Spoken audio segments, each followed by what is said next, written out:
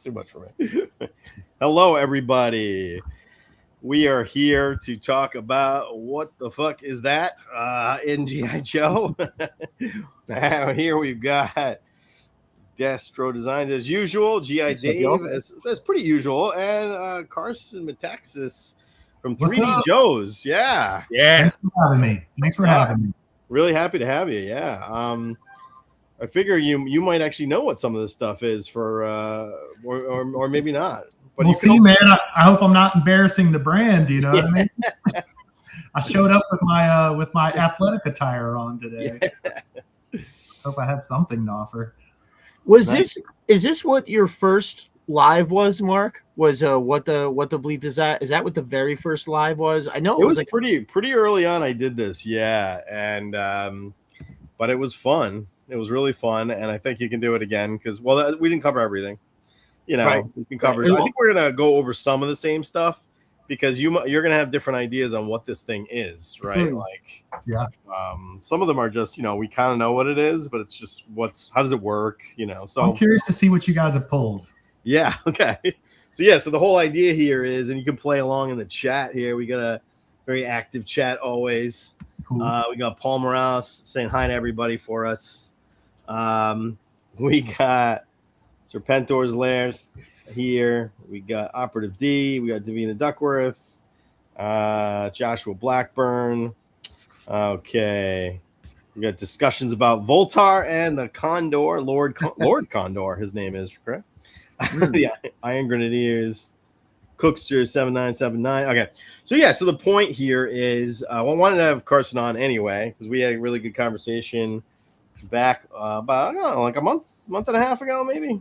Yeah, we had one conversation that was so long you turned it into 2 videos. Nice. Yeah, you busted ass on it, man. I appreciate it. You did a great job with that. Oh, thanks. Yeah, it's fun to do that about new lines. I like doing it. I've been doing it for all the old lines, but I like doing it for the new lines too, because you're just seeing the lore develop, and it's just very cool, Well, we talk about it behind the scenes a lot, and I think that's like the first opportunity I've taken in a long time to talk about all that stuff that we've been developing behind the scenes. So it was a lot of fun for me too. Nice. Yeah. A lot of news broken there. Operation Recall news. Anyway, how are things going with Operation Recall? I think you see this right here? Yeah. Those are empty boxes. So I took delivery of Wave 2 on July 2nd. And between July 2nd and now, which is August 3rd, we've shipped 2,000 packages. Oh, my God. Okay. It's insane. My father has come into this kitchen. He's not right now because it's kind of slowed down. We're tapering off now. We got it done. Thank God. But for like 3 weeks, a hard 3 weeks, and going into that 4th week, my dad was here every morning at he gets up early and he's looking for something to do.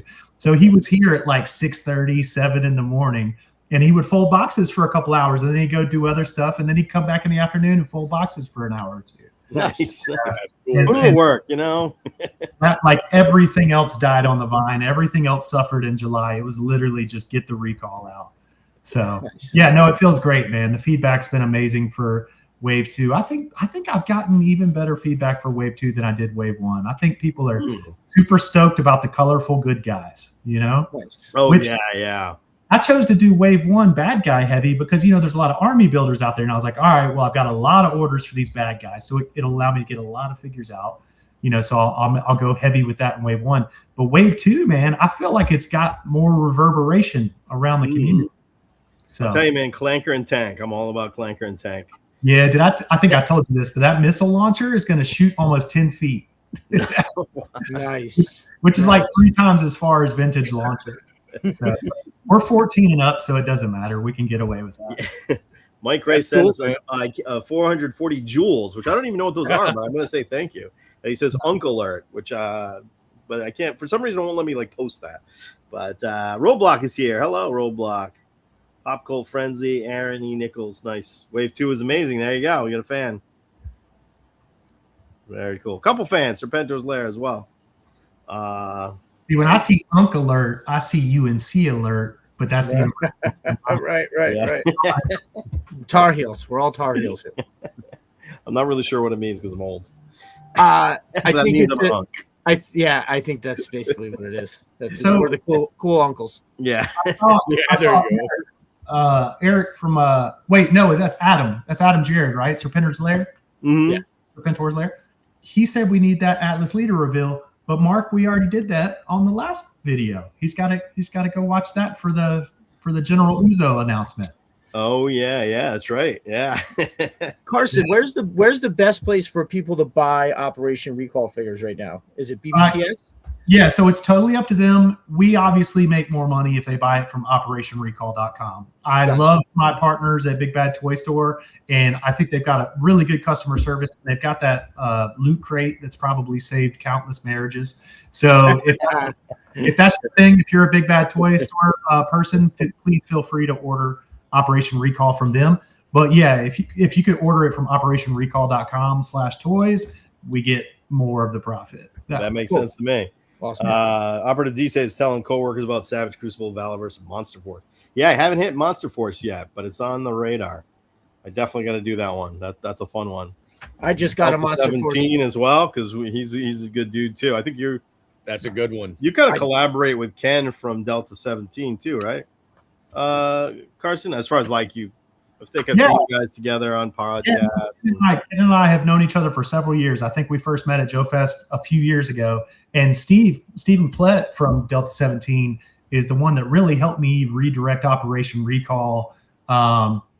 He connected me with his project manager, and obviously I've had just an amazing time working with Big Joe, Joseph Long. So I'm incredibly grateful to Steve Plett for helping me get out of the queue where it would have taken a lot longer to get things done and get me somewhere where we can get to a really quality product much faster.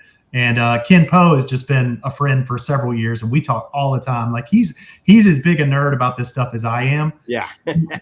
He's asking questions all the time. And it's not like I look at it like a little brother. You know what I mean? Like I'm helping bring him up kind of thing. And he's really gotten into all the pre-production stuff. Like he's having a blast. It's fun to watch, man. It's just it's fun to see somebody's like passion for the brand just keep growing. And I really feel like that's what's happening with him. So yeah, he's a good dude. I like his videos. I met him. I was on a podcast with him. I think it was Toy Domination. We were on the same time, and we virtually met. Yeah, by a good guy. Yeah, you'll have to come to Joe Fest, man. Yeah, next year. Yeah, this year I was trying to go, and then I went to Japan 2 weeks ago instead, and that was the couldn't afford both. So, but yeah, all right.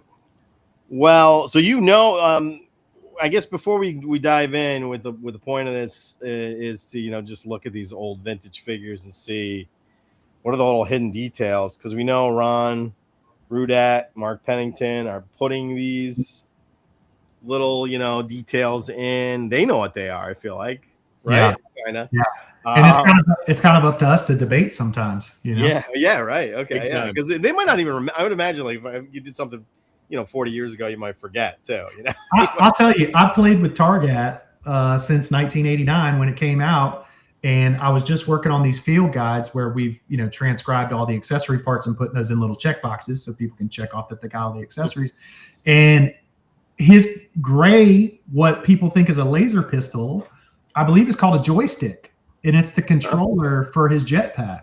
Oh, and so now we are currently debating, is that joystick supposed to be upside down or right side up? Like, is it supposed to be up like a pistol and you're using the steering wheel, or is it supposed to be like down and it's a joystick that you bend? Right. Yeah, we still debate all this stuff. Now, can you just ask Mark? Can you just be like, "Hey, Mark, what'd you mean?" I did. I texted him and I sent him some images, and I didn't hear back on that. And I don't like to hound the guys. Yeah, you know what I mean? So if I ask you one time and you don't get back on it, I'm not gonna follow up and beat you with it. Like he's literally currently designing Operation Recall figures. I'd rather talk to him about Recall than bug him about Target. Now, so I figured this would be great to have you on. And also GI Dave here, if you guys know each other at all, but GI Dave here is like takes the GI Joe tech and makes it real. Basically, nice. That's his thing, right? because he's designed actual real world vehicles. Awesome. All right, so that's the deal. So I feel like Dave is gonna have, and we're all just big. He'll know what it's like in real life. Yeah. And he'll make it up too. He'll make that shit up. That's true. Right. I did. I made an acronym for that ferret missile, man, and that came out good. The combat missile. Yeah. He justified everything, man. Oh, He just about everything. What was the one thing that broke you? Yeah, dude, you did get me on one. I got you on one. I was too stupid. It was like the last ninja one. spinner thing. The what is it? Yeah, I had nothing for the ninja spinner. You remember? Oh yeah. Oh right. The ninja pile driver. Yeah. That's not one. Besides really wanting to see that thing hit something, I had nothing. I had nothing, man. Yeah, there's no way. Those were terrible vehicles. Terrible. We can just say it. Terrible. Not everything was brilliant. No, not everything was brilliant. Are you? So you're on the. When's your cut? When do you start to like fade out? It was purely just an age thing, man. I got out in 1990. I remember getting several of the 1990 figures and thinking, badass, man. These accessories are awesome. Like Ambush's little tent with the 4 or 5 pieces and the fold over. And all-time favorite right there for me. Ambush is like top, I think, somewhere in the top 4 for me. And then right next to him, you got Bullhorn with the backpack that opens up with the 3-piece gun that you get to put together. And then I think it was like Big Ben with his little pouch with his grenades and everything. I was like, man, they're getting like really intricate with these accessories. So I was still very much a fan of what they were doing. I think it was just at 11 years old, I made the switch to comic books. That's exactly what happened. Like Larry Hama's, G.I. Joe made me a huge comic book fan. And I just started taking that toy money and putting it into comic books instead. So that's what happened to me. Lair brings up Recoil's double gun. Double gun. Can't. The one up top and the one on the bottom. Do you really love that? I do not. Yeah. I think the bottom is a launcher. I went back and looked at it further, and it appears like it's some sort of spring-loaded thing. So so he's got his SMG or whatever it is. But then there's this frame, like a spring-loaded frame with the bottom's gonna flick out. You know what I mean? I feel like there was some like thought that really went in there, and then they just said, you know what, let's just move on, or something like that. It's a stabilizer. That's how he holds both and gets the recoil from both guns at the same time. I'll take it. That works. That makes sense to me. It looks like a launcher, that thing underneath, right? It looks instead of like another one with bullets, it looks like it's got some kind of, you could launch a 40 millimeter or something or other. I think he's talking about the little arm band, like it almost connects to your elbow. Yeah. Oh, right. Yeah. It comes underneath, you know what I mean? It's like when it's not deployed, do you really want to be the cat that's behind him when it's folded behind him? You know, I don't want to be that guy. Yeah, I think he like holds the handle and then the one little arm goes back like this and then the other part goes down like that. Yeah. That one does. But it's nowhere near as good as the actual stabilized machine gun that we got. Repeater. Repeater is awesome. Oh, yeah. It's like maybe it was a budget cut thing. Maybe they had it planned for 2 or 3 pieces and then they just watered it down. Maybe. Because Recoil, it would make sense with his name being Recoil. It would make sense that weapon was supposed to be a larger part of who he was. Yeah. He was also a bodybuilder, so he's got he's got the strength. Also you part of the file card. Yeah. You remember that from the file card. I love it when people remember those kinds of details. Oh yeah, I know the file cards pretty well. Sorry, didn't mean to catch you. They're bangers. They're file cards too. That's the thing. It's not just like it's nostalgia because they came with the toys. There was good stuff in there. Mm-hmm. Damn. So wait, you said 11? You were 11 when you stopped?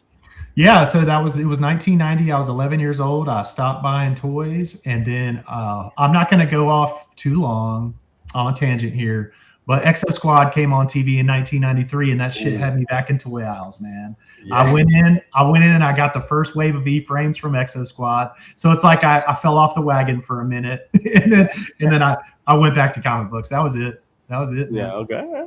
I feel like the 11. Sorry.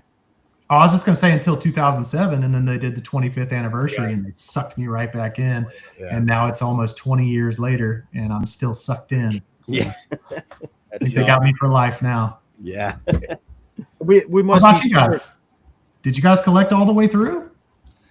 No, right. It's I was the same age roughly that you were. That I think 12 was the last year I bought a few.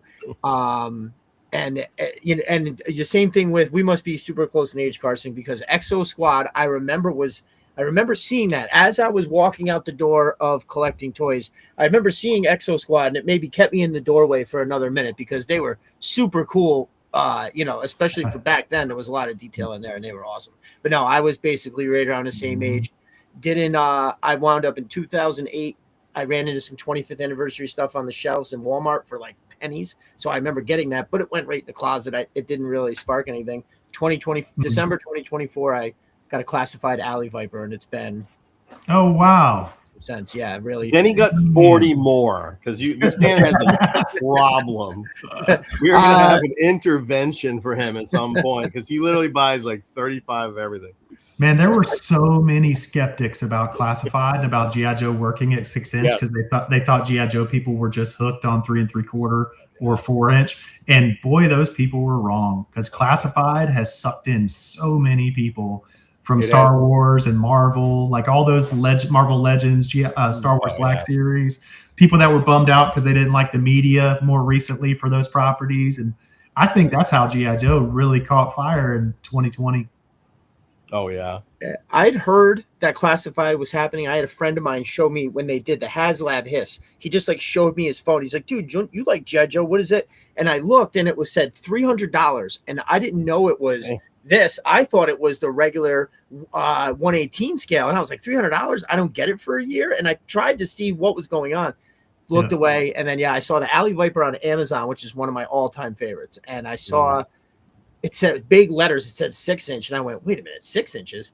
And it was only like $18. And I was like, "Do they have a Destro?" So I got the Destro and the Alley Viper.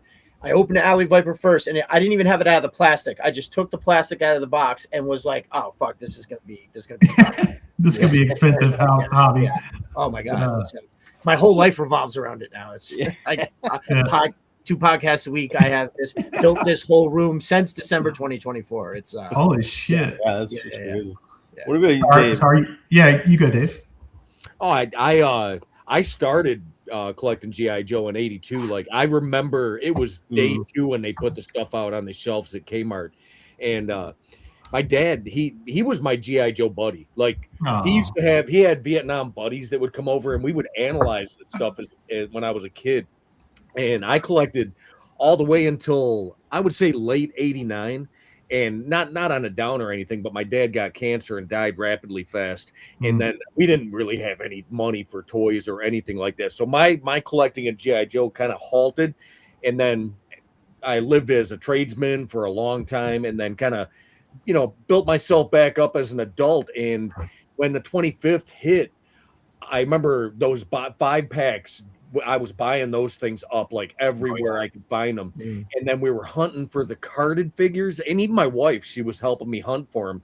And the first carded 25th figure that we found, my wife actually, she goes, "Is this what you were looking for?" And it was the Black Wolf variant. It's actually right behind Black Wolf Snake Eyes variant. She goes, "Is this what you're looking for?" And I looked at it, I was like, "Yeah, but that's wrong. What the heck?" Like, what's going on? And then they had a Gray Wolf. They had the entire peg, the whole box, and I bought them all. And I didn't even know that it was a variant at first. I just kept it carded, and that was the first one that I found from the carded line, and now I've got it in a little bubble pack. So amazing. Yeah. Now I only kind of stopped collecting. I stopped at about 35, I think, for a few years, What was the impetus for that? That's an odd age to go dry. It is. That is. You 3 kids. Okay. 20. Budgetary limitations. And also it kind of dipped a little bit. I mean, the 25th anniversary was out. I bought most of that. Yeah. And then it sort of dipped a little bit. I really didn't know. Oh, I remember. We were on the ropes. What's that? We were on the ropes. We were on the ropes 2016, 2017, 2018. Oh yeah. It was the brand was on life support. So yeah, and I didn't do any of the Collectors Club stuff, so I missed all that. But I collected really late. So like I was that kid who was like, walking into KB Toys is like 18, and just always was buying, and then if there was stuff there, I was just buying it, but not like to the same level. But I also am I think it's pretty uncommon that I kept everything. So I have almost everything that I had as a kid, not just Joe, but like I gave away like 2-3 things. I gave away my He-Man. That was sad. I'm just lucky that my parents held it for me, because they held it for me from when I went off to college at 18 until whatever it was, 2007, 2008, when I got back into it. They held it the whole time. Beautiful. The whole time. And I'm sure they moved. Have the actual items you grew up with. I only have one. I have Spirit, and that's the only Joe that I had from when I was a kid. Always going to be more special. All of them. I if one of their O-rings is actually intact, I would be surprised. Right. Actually, I went and repaired about like half of them about a couple of years ago, and it took me like 3 days. So I'm not. I have 5 of the original figures that I grew up with. I had 2 huge boxes of all the stuff. I actually had, like, my Havoc was complete, my Terradrome was complete. I had about 50 complete figures, and all the little play sets, and a bunch of, like, I had 2 recon sleds, just a bunch of the smaller vehicles and stuff. And when I moved from one apartment to the other, I left 2 of those boxes in the apartment in a closet, along with like some sweatshirts and everything. And I didn't even notice it for like 2 weeks, and I was like, oh no. And I kind of knew the guy that owned the building, but they went back, and the people they had cleared out, they didn't know that I knew anybody. It just all got thrown. Well, and hopefully somebody took it and did something with it, right? Hopefully it go to the garbage. Somebody's at least take it to the Goodwill or something. Find it on eBay right now. Yeah. Well, honestly, I wasn't even that. I had a lot going on in my life then, and I just was kind of not that concerned about it. And then I remember a few years later, I thought about it, and I was like, yeah, dude, that fucking sucks. And then more recently, obviously, as I've gotten back into collecting, I was like, oh yeah, I could have a whole section over there and just display them. I would do the photography and everything with the classified still, but I could have a pretty killer setup over there, and I would love to have that. So I don't remember how or why I had these 5 figures that I've left. They were just in some random box of random shit. It's Psych Out, Thrasher, Torch. We just said his name, Repeater, and I think there's one more. But yeah, that's it. That's all I got. No accessories either. They're all bare. Strangely enough, I found my Spirit when we were going through old. I had a tub of stuff from the old house, and me and the kids were going through old VHS tapes, and it was one of the plastic clamshell VHS tapes of Indian in the cupboard. And we opened it, and the tape was gone, but Spirit was in there, and I was like, yeah, I got one. You put him in the cupboard, man. You put him in the cupboard 30 years later. So on the nose. Had to have done that or something. I don't know, but it was very pretty cool. Very on the nose, but hey, at least you got it. That was a cool movie. It was. Well, all right, asshole Ian asks, what the fuck is G.I. Joe? Yeah, that's a very friendly, trollish in a good way. Cat. Have you seen our friend Melted Copper? Yeah, we're gonna have a comment. Nice. Okay. Riptide O'Leary, thank you for the super chat. Appreciate it. What's up, brother? God.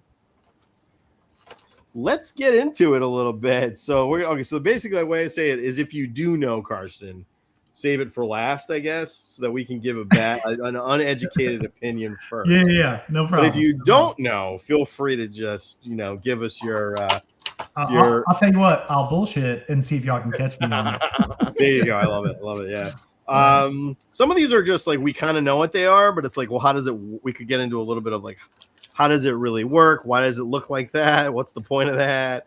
And some of it is like legitimately, I have no idea. I have just no idea what the intention was here.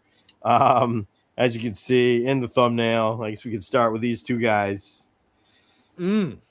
Yeah. Those to me are the 2 most what the fuck. I'm all over both of them, man. Go ahead, Mike.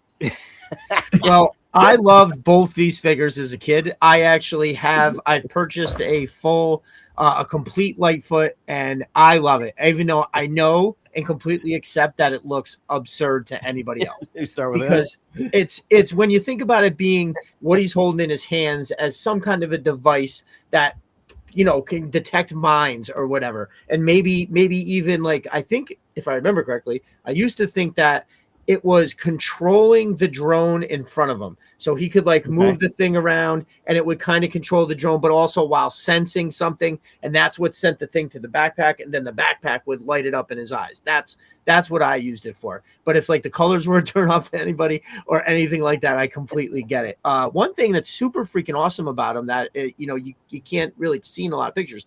There is a hologram sticker on the drone and on his backpack, and they both look phenomenal. That figure that I got is really good. It's very minty and crisp. It looks like the picture. Now, with that said, if even for loving it so much, if I had a critique it, I would say I wish his helmet was any other color. For some reason, I know sometimes when something sticks out, it looks good. It's like an accent. This doesn't do that for me. This just kind of waves the spectrum of color. But otherwise, chef's kiss. I love that. It's so disjointed from the rest of the color palette, right? It's not a problem that he's green and yellow and black. It is a slight problem that he's got one touch of bright blue, on his most defining attribute in terms of design. He's colorblind. Is he colorblind? Doesn't know. Does Mama not dress him? He thinks it's black. It matches the rest. It's black. Lightfoot is dying for us. That's what the Lightfoot was for me. Lightfoot is the guy that dies first. Sure, that makes sense. Also, that robot. Like, what are you gonna do with that robot? It doesn't have any arms. It doesn't have any. That's a great point. like, what does it do? It runs up for the explosion. It triggers the explosion and gets blown up. That's the thing. It's if you have to imagine that it's made out of all solid like titanium or something. Like it can't be blown apart because otherwise we found one of the bombs. Let's go. You really would want to have it more used. But that is a very good point. He's got a warthog full of. He's got a warthog full of the robots. Yeah. I liked having the robot as a little like drone that blew stuff up, but how I see Lightfoot now is that green controller that he's got is actually controlling the drone, and his helmet is projecting ground penetrating radar because Tripwire's aged out and he couldn't pass his physical anymore, so they brought in Lightfoot with new tech, and he's got this controller, and he uses that robot. Instead of actually probing and sweeping for landmines, that robot is ground penetrating radar that gives a direct feed right to his helmet. And this helmet, he's able to see every single landmine or anything that's buried under the ground with that robot ground penetrating radar. So that's how I see him. And looking back now, I think it's even more brilliant, than a guy with a sweeper, because I spent a lot of time with an EOD Marine, and if I would show him Lightfoot and say, hey man, would you use this? He would absolutely say yes. Trust me. Hot Rod says I was going to skip the stream until he saw who he got as a guest. There you go, Carson. Oh, that's sweet. Yeah. Were you a fan of this guy there, Carson? All right. So the colors threw me off, man. I gotta be honest. I played with him. Don't get me wrong. It wasn't like he went. I definitely bought him. I was a completist. From 1985 to 1990, I was a completist. I had to have one of all of them. So I definitely bought him, and I definitely played with him, but he wasn't my most played with, and I think it purely comes down to color. That's it. Okay, so I think I'm going to try to approach this from two directions. Number one is like, what is this? And tell me if I'm off course here. Number one would be like, what did they say it was, right? So how did they describe these? Yeah. They described it as a hose that obviously connects the backpack to the handles. A mine detector unit. So that's what's in his hands. So the detection of the mines is coming from that little radar dish that's in the handheld thing.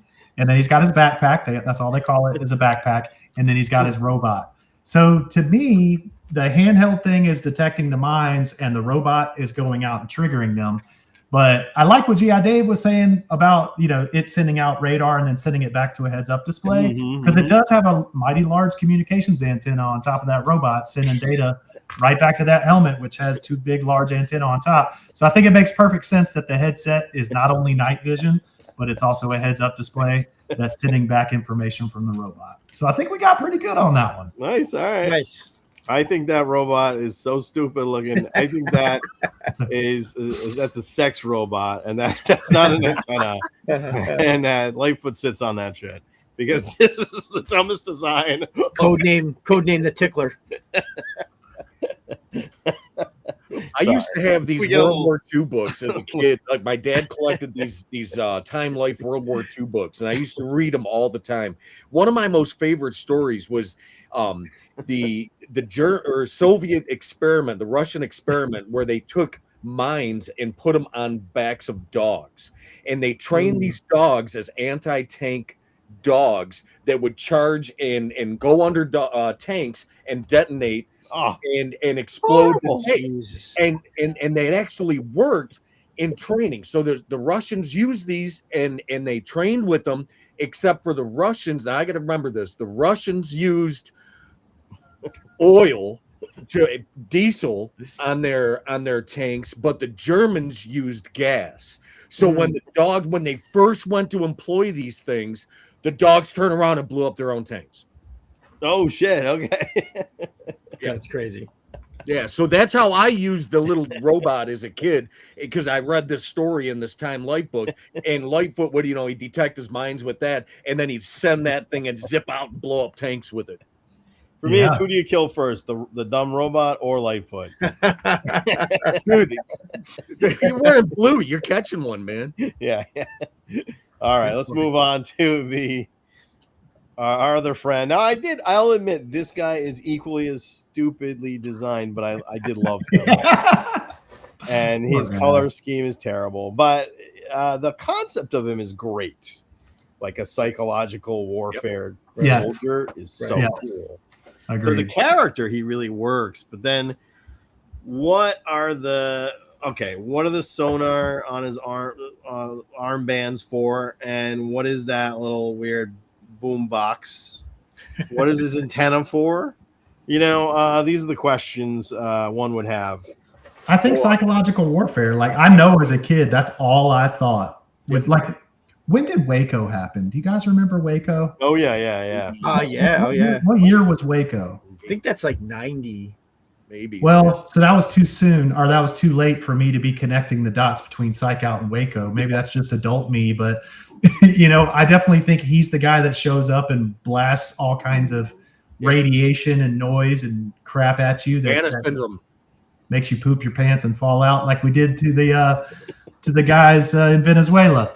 Right, yeah. 93. Waco's in 93. 93. Okay, so that's what. Yeah. So you think the machine is like some sort of wave that maybe incapacitating? Like what's the Havana syndrome thing? Yeah. It's a frequency wave emitting device that makes you feel sick and gives you headaches and all that kind of stuff. Yeah. So. Why does he have armband radar dishes? Just more radar in case you're trying to sneak up on them. Yeah. Or do they work together, do you think? Do they think but I don't really see how the armbands work together there.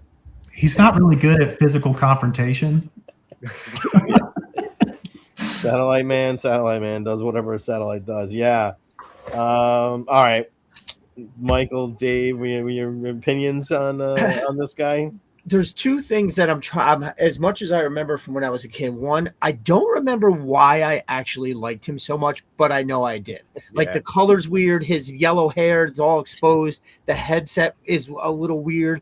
Obviously, the radar dishes all over the place are a little weird, but I remember I liked him as a kid. And I don't remember, I saw there was something in a movie where they were using some kind of like, it was an audio device to like, melee people and keep them, I can't remember what it was. I was actually just thinking about it. Can't remember. It'll come to me later when the show's over probably. But I do remember that the boombox was something he would set up face towards enemy, and it would, had some kind of an effect where they couldn't focus down their sights of their lasers or whatever, it just had them a mist. And I can't remember I think the backpack just powered it, controlled it or whatever. The dishes on his arms, I remember using it as something like almost like a close quarters weapon when he's in a building. He's just kind of going like this. He could like stick his arm into a room and it would distort everybody that's in that room or something like that. It's very far-fetched. It's definitely 7-8-year-old Michael thinking without a doubt. But I do remember liking him. I still have the original one. It's actually in amazing good condition because, you know, he didn't get as much run as everybody else. He would kind of, here, go set up your boombox and don't get shot. And everybody else would, you know, go about running the mission. But yeah, man, that's how I remember it for sure. Well, I got to tell you, this Opera Odysseus, you could stab people. You know, you did that at least once, right? You had him just like shove his radar dish in some Cobra eye, for sure, like brain blast them. Yeah, file card or the card blasting Barbie girl on the things to the boom bar. Yeah, I think he just blasting really irritating music. That makes sense to me. Right. All right. So interestingly, the things on his arm are receivers. That's how they talk about it. So so the box. We'll start with the box. The box is a variable wave field projector. So I think we're dead on there. Yep. It's sending out waves, and the big dish on the front is the projector dish. So that's his offensive weapon. Okay. But the two big ear sonic receivers and wrist clips are what go on the arms. So he's receiving sonic something from somewhere. We don't know. I guess maybe it's more of like a sneak peek, but with audio. You know what I mean? He's up there holding his arms out and listening to the terror drone, I guess, you know? Well, now that makes sense because he's got that head unit with the wire, right? So you basically got your portable LRAD, okay? And you set your LRAD down, and now you've got your receivers on your arms, and you can actually hear what the other guys are reacting to. Yeah. And maybe you twist that, you know what I mean? Maybe you change it up.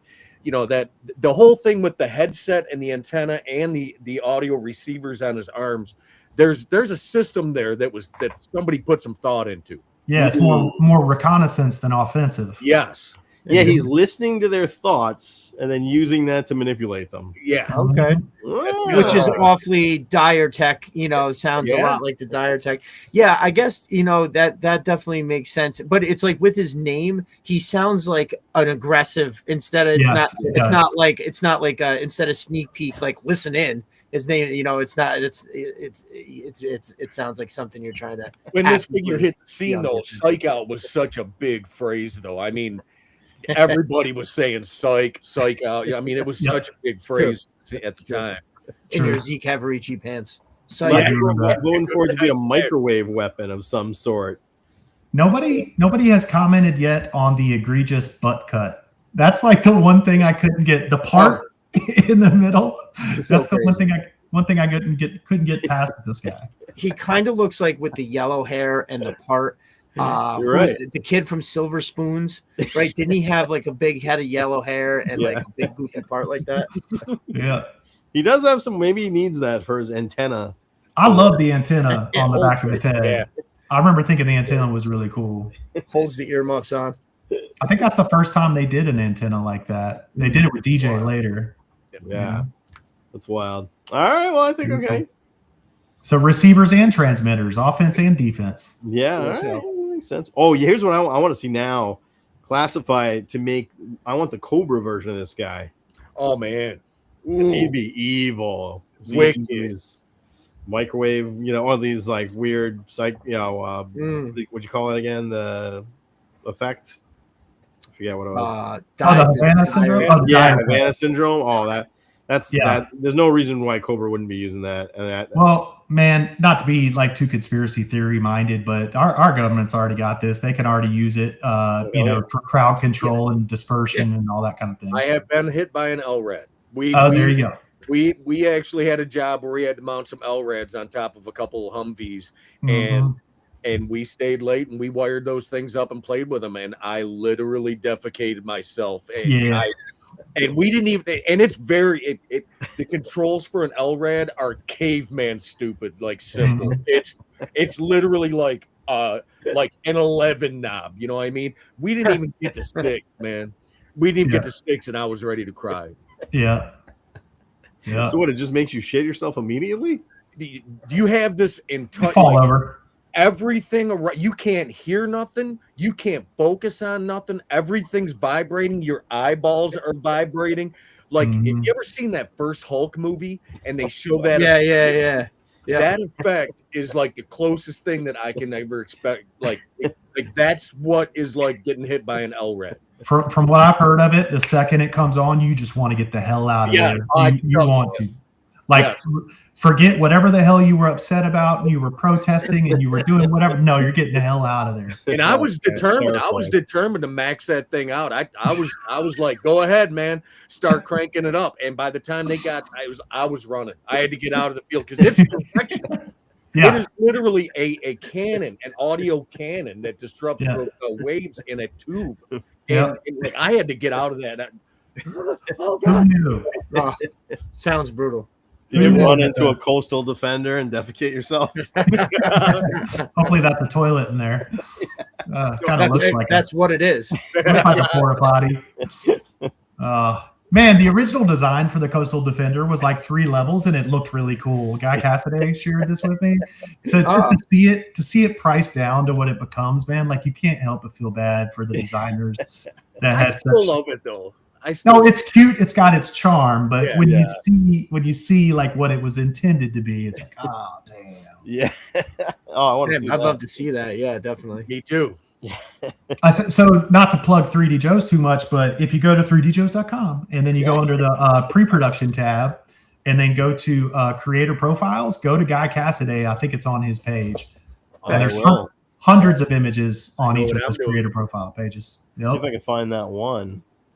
That Coastal Defender definitely could have been better. You know, it was dope. It was dope. It was also longer. Okay. So the Coastal Defender ended up being a box, like a cube, right? The original one was stretched like this, and it went like 3 levels up. It just looked, I can share it. It looked so much cooler. Okay, I can share it. So and so it's hard to unsee those things once you've seen like where the original scope and ambition was to see where they ended up. Look at that. Look at this. More painful. What you got? Yeah, look at that thing. Oh man. Yeah. It's almost like it's not even that many more parts. You know what I mean? It's not like now it's cool. Oh no. It reminds me of Optimus Prime's trailer. Yes. I see that. Yeah, totally. So and we also got there's a couple of closer. You guys seeing that? Mm-hmm. Yeah. Okay. Now there was a prototype type thing like that they did make. It was like a Hawaiian Defense Unit or something like that there was similar to the Coastal Defender, but it wasn't like that. You know what I mean? But I always kind of look at, like in the Coastal Defender, to the Q ships. You know what I mean? You're hiding something and then you drop everything down and then you've got the claws. You know what I mean? Yep. Yeah. This is where he was being really ambitious, thinking it could fold open and you could fit a couple Awe Strikers in it. So you can see how you know when they're brainstorming, they're thinking the world. You know. Yeah. That's cool. That'd have been really cool. That would have been awesome. That was that. Yeah, like a little. It's like Optimus Prime's trailer, but you got all over that. You know, I just hope the classified team looks at the work that Dan Klingensmith done with his books creating G.I. Joe. Replace you with that's okay, Carson. That's okay, I wasn't trying to do that. You don't have to look at me the whole time. But anyway, I just hope that the classified team looks at this kind of pre-production stuff, for ideas of what could be done. So, are we doing what the F is the Eels equipment? Here's what this one just hit me that I always love the gun, right? Yep. Big fail on classified to not give you that gun. That trident. Yeah. That is just so. But what's the because you can see the gun is obviously it's a spear gun, but it has a second piece. Now the second piece looks different on the card art than it does. I always thought the second piece was maybe like a laser gun. I'm just curious as to what you think that second piece, the piece below the spear gun, is. Yeah, the coil is a clue, right? There you go, man. And what's that coil doing? I always looked at it as because we had cartridge BB guns, and I remember there being like a giant cartridge of air to shoot that as the propulsion, right? Like because guns didn't work underwater for the most part, right? I think AKs always did, but as a kid, I was like, oh, it won't fire underwater, and it was a canister of like compressed air that would allow him to shoot the arrow. That's what I thought about it as a kid. Okay. Cattle prod. There you go. As a directional microphone, and because in my head as a kid, he had that antenna on the side of his helmet, and like on the bottom, you've got a directional microphone. So as a frogman, I'd be able to move that thing around and hear something. That's how I interesting. See, we all had different. See, that's why I thought, just that one piece, it just hit me as I'm pouring through 3DJOES. There you go, shameless plug. Today, I was like, oh yeah, that hits me. I love that gun, and I don't know what the lower pieces. I think I always use it as like a laser because I figured, maybe lasers would work or something. I don't know. Or so I also think a spear gun is a shit weapon because now you got one shot and you're screwed. Right. They drew it with one shot, but the toys got two. Like you could see two arrowheads at the bottom. Okay, so I always go back to what did they write down the right side of the card, right? What clues did they give us? So this is called a JLS double harpoon with stunner. With stunner. Stunner. So that's a stunner. Fraud. You are correct, sir. Nice. That's a stunner. Yeah. Ouch. I never see. The thing is, the original, but then the actual piece is just a dual spearhead. How does a stunner work underwater? Is it electricity that's being, sent through the? Do you have to physically touch them with the pointy tip of it to maybe that tiny piece shoots out a little, or you touch them with that tiny piece in order for it to work. Which makes sense because when the spear gun is done with the two arrows that come with it, and all you got left is Which I guess if you stun someone underwater, they're probably going to drown. So might be effective. So that's mind blowing though. Never would have thought it was a stunner. Right. That's a good point. He's an eel, so it's electric. It's got to be an electric stunner. Boogie woogie. Operative D had a good one. He said it could be like an underwater welder. Now he definitely strikes me as more of like an assault guy and not like an underwater demo expert, so to speak. True. But I still like the idea. I think the idea is pretty cool. I love that. All right. So since we have a moment because he's frozen, we're waiting for him to come back. Okay. We're making an underwater saboteur for Operation Recall Year 2. His name is Great Whites. He's a deep sea diver with these big, heavy boots. The boots are going to have magnets in the boots so he can climb a refrigerator. And then his backpack has 3 mines in it that you could take out of the backpack and attach them to the refrigerator too. It's got so much play value, man. This figure is going to be incredible. That is amazing. Magnet boots is awesome. You had to get magnet boots. I'm trying to look for play features wherever we can fit it in, man. If it's spring-loaded launchers, we've got a spring-loaded backpack that flips open. We've got a working parachute coming for Year 2 for Lilith. And, magnet boots and magnet mines, man. You can't go wrong with that. Oh, that's so cool, man. And at Joe Fest, I seen Operation Recall everywhere, man. Nice. It was everywhere. Happy to hear that, man. And I was really surprised to see how much O-ring stuff is coming back. Like, I really went into Joe Fest thinking that everything was going to be 6-inch, like moving forward, but no, man. No, a lot of us are stuck in the past, man. We just love that format, and up until Super 7 got the license from Hasbro to do O-rings. Hasbro was just like barely doing it, man. They did they did 3 2-packs, if you remember that, Duke and Cobra Commander, Storm Shadow and Snake Eyes, and a Cobra Trooper, Cobra Officer. So they dipped their toes in with that, and I guess they didn't sell well because Hasbro didn't do any more of those.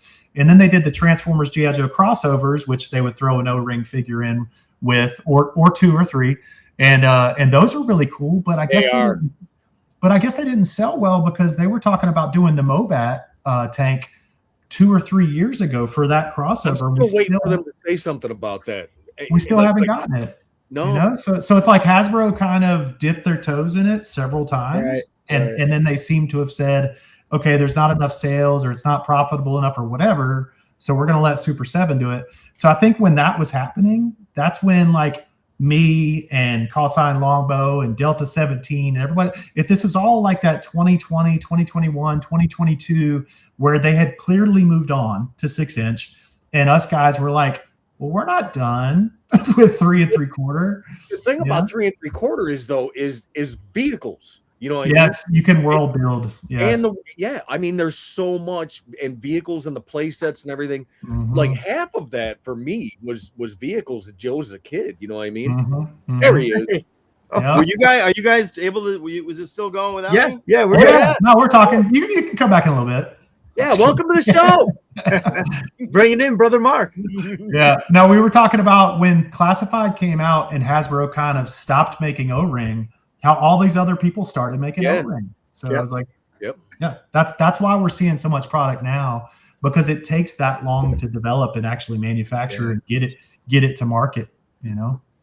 Do you have a favorite one that you've made? I was there actually people just here? looking Are at you them on the guys all still website. They're here? all fantastic. Well, I'm totally biased because Ritello was my baby when I was 10 years old. I submitted it to Hasbro and they sent it back to me. So Ritello is going to be my favorite. I named it after my mom and my dad.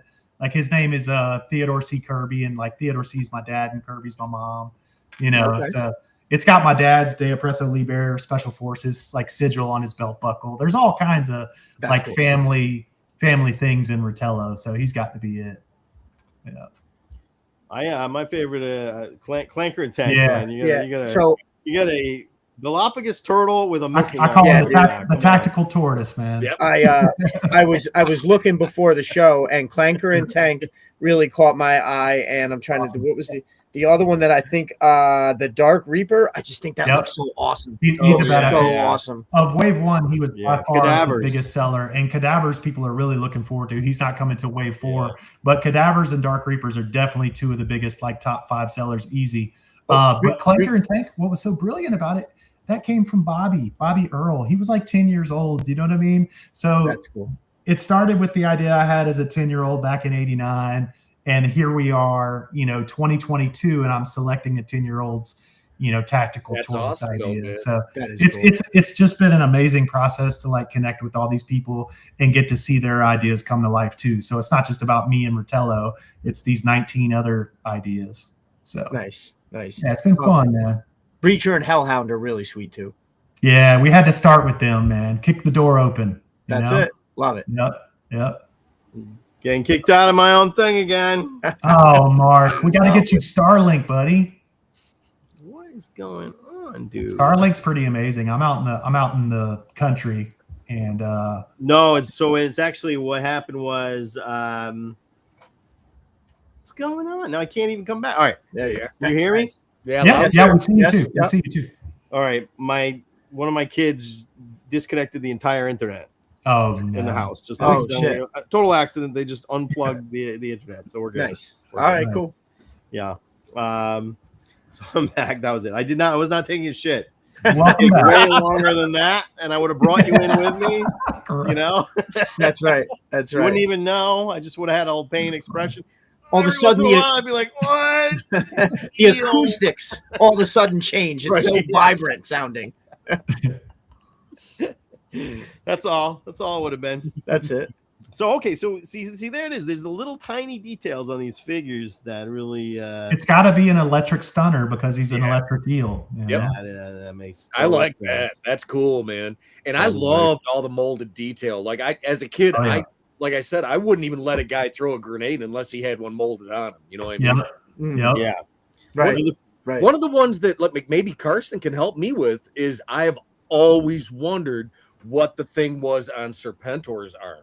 That's the one that's always boggled me. Classified, they made a blade out of it, but it doesn't look like it. It looks like a timer type thing on his arm and the original figure.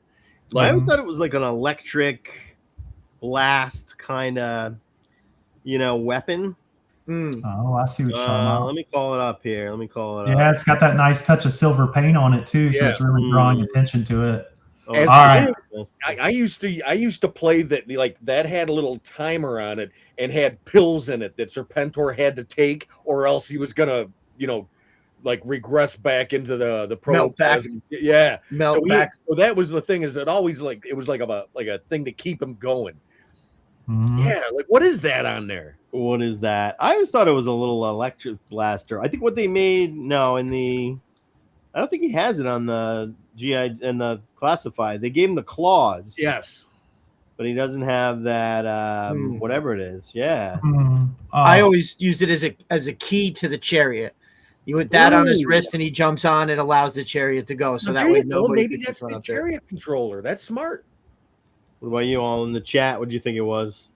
It's a sundial. What would you have a sundial for? Oh, because he's from the past. Right. 15th century bullshit. Poison lab wrist mounted. Yeah, I can see that. Yeah, like a little poison injector. That feels like he would do that. Yeah, I get that. That's cool. Yeah, that's like pretty cool. Like it. That was a little electric. Yeah. So we don't know what it is though, huh? So that's another one. Yeah. It's not listed. It's not listed when like the on the like the file card or anything. It doesn't. No, just headdress, cape, dagger, and cobra snake. So they don't typically identify anything that's like not removable. Molded, you know what I mean? Right. Yeah, if it's a molded in detail, they don't typically call it out. So I did quickly look at my little pre-production archive, and there's a memo from August 14th, 1985, where they eliminated the shoulder snakes as a separately molded part. So that's pretty depressing. It's just like what we were talking about with the vehicles, man. Once you know like what was where we're originally going to get it. Cool. Yeah, definitely. That's cool because it makes me think that they used that in the cartoon so well, you know. Yeah. The way they were animated, they were alive and doing this thing. So yeah.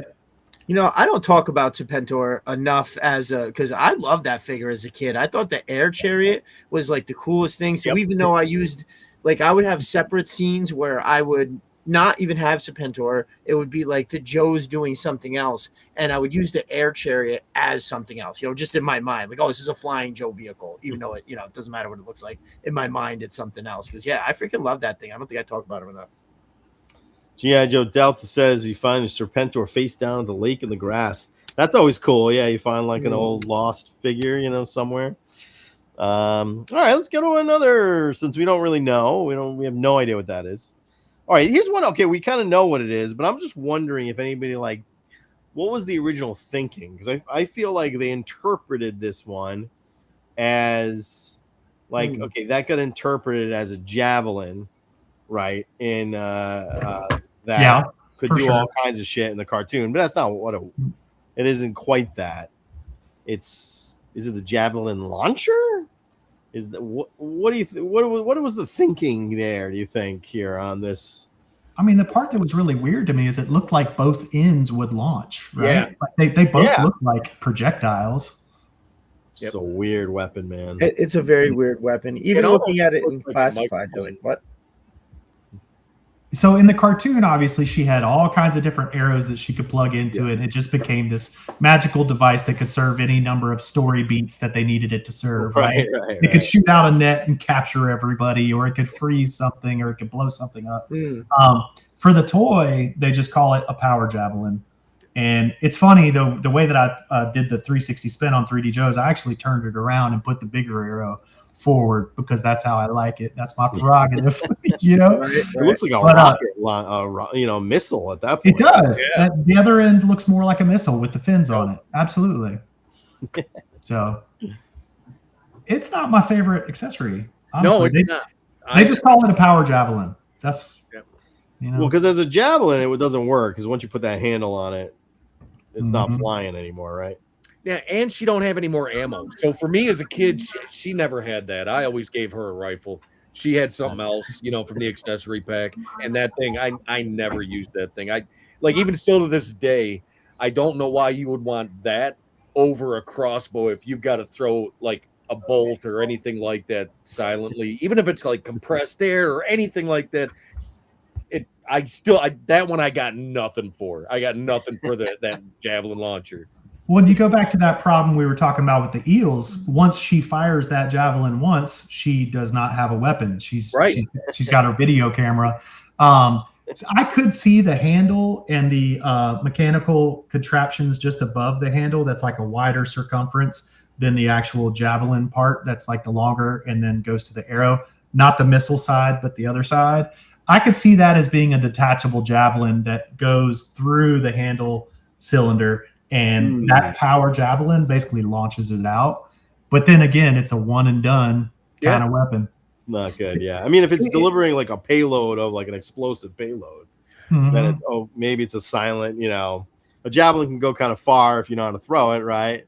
A power javelin can go even further, right?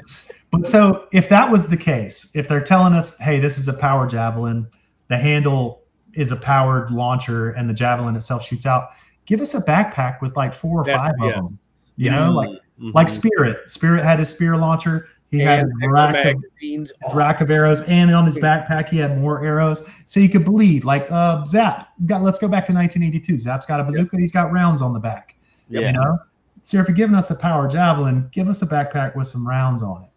Yeah, that's 100%. It's not working. Not working at all. All right, let's see what else we got here.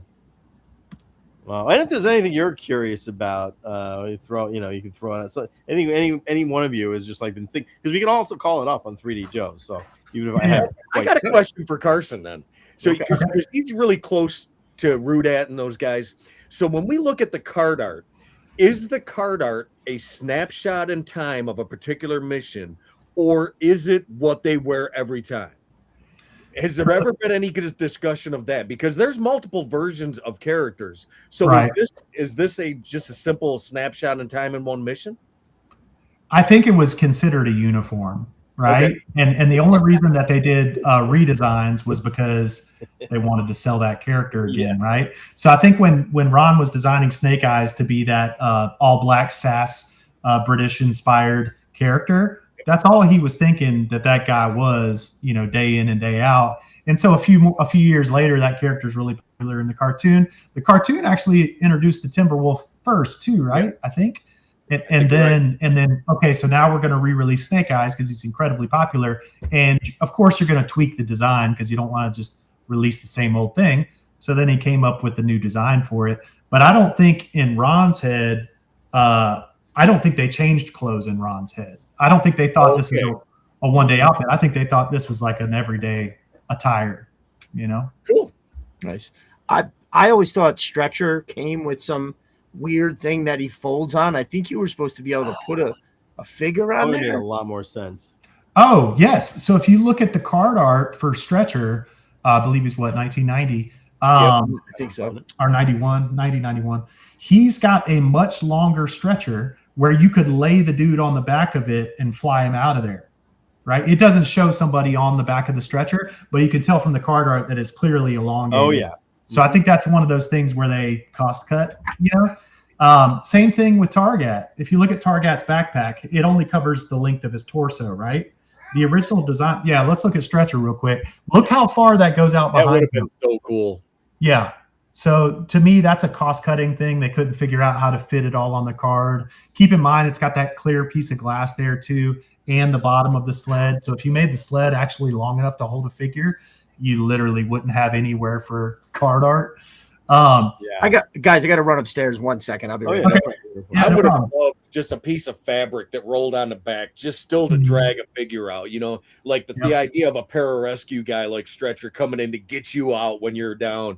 That idea right there is so awesome to me. Yeah, you could have done 2 poles with the fabric in between, and that could have plugged into the back of the stretcher. It would have been perfect, man. That could have worked, man. That could have worked. Honestly, without it, he doesn't make a lot of sense. No. Well, unless he's flying in and he's working on dudes on the spot. He's definitely not carrying anybody out on that little sled. That's true. I mean, like, if you're going to stabilize somebody and you're just going to bring that thing in as a shield and you're going to use that as a protective cover while you're stabilizing this guy that's bleeding out, I can buy into that. Yep. But I love the idea of evacing somebody that's down.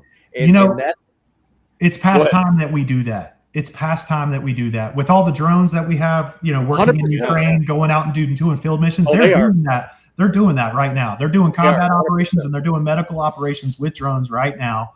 4-wheel drive, just roll them out there and get the people. So we need a toy representation of that for sure. Yeah. No, they actually have one of those Boston Dynamic robots I've seen that hooks onto the armor handle on your armor. And nice. and it'll actually sense that, grab it. I seen that in 16. Pull you up on it. Yeah. Mm-hmm. Yep. Yeah, we need a representation of that. So we're making a character called Pack Dog, which is a robot dog. It's like a Boston Dynamics dog.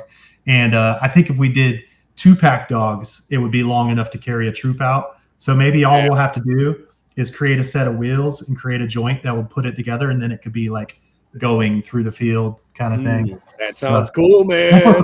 Well, that's the thing about Pack Dog is it's totally modular. We're already creating an EOD person that's going to have a set of tank treads that are like kind of the V's that go on either side of it. And then it's going to have the articulated arm that comes out and does the EOD stuff. So we're already working on repurposing that for year 2, but we hadn't done the medical evac yet.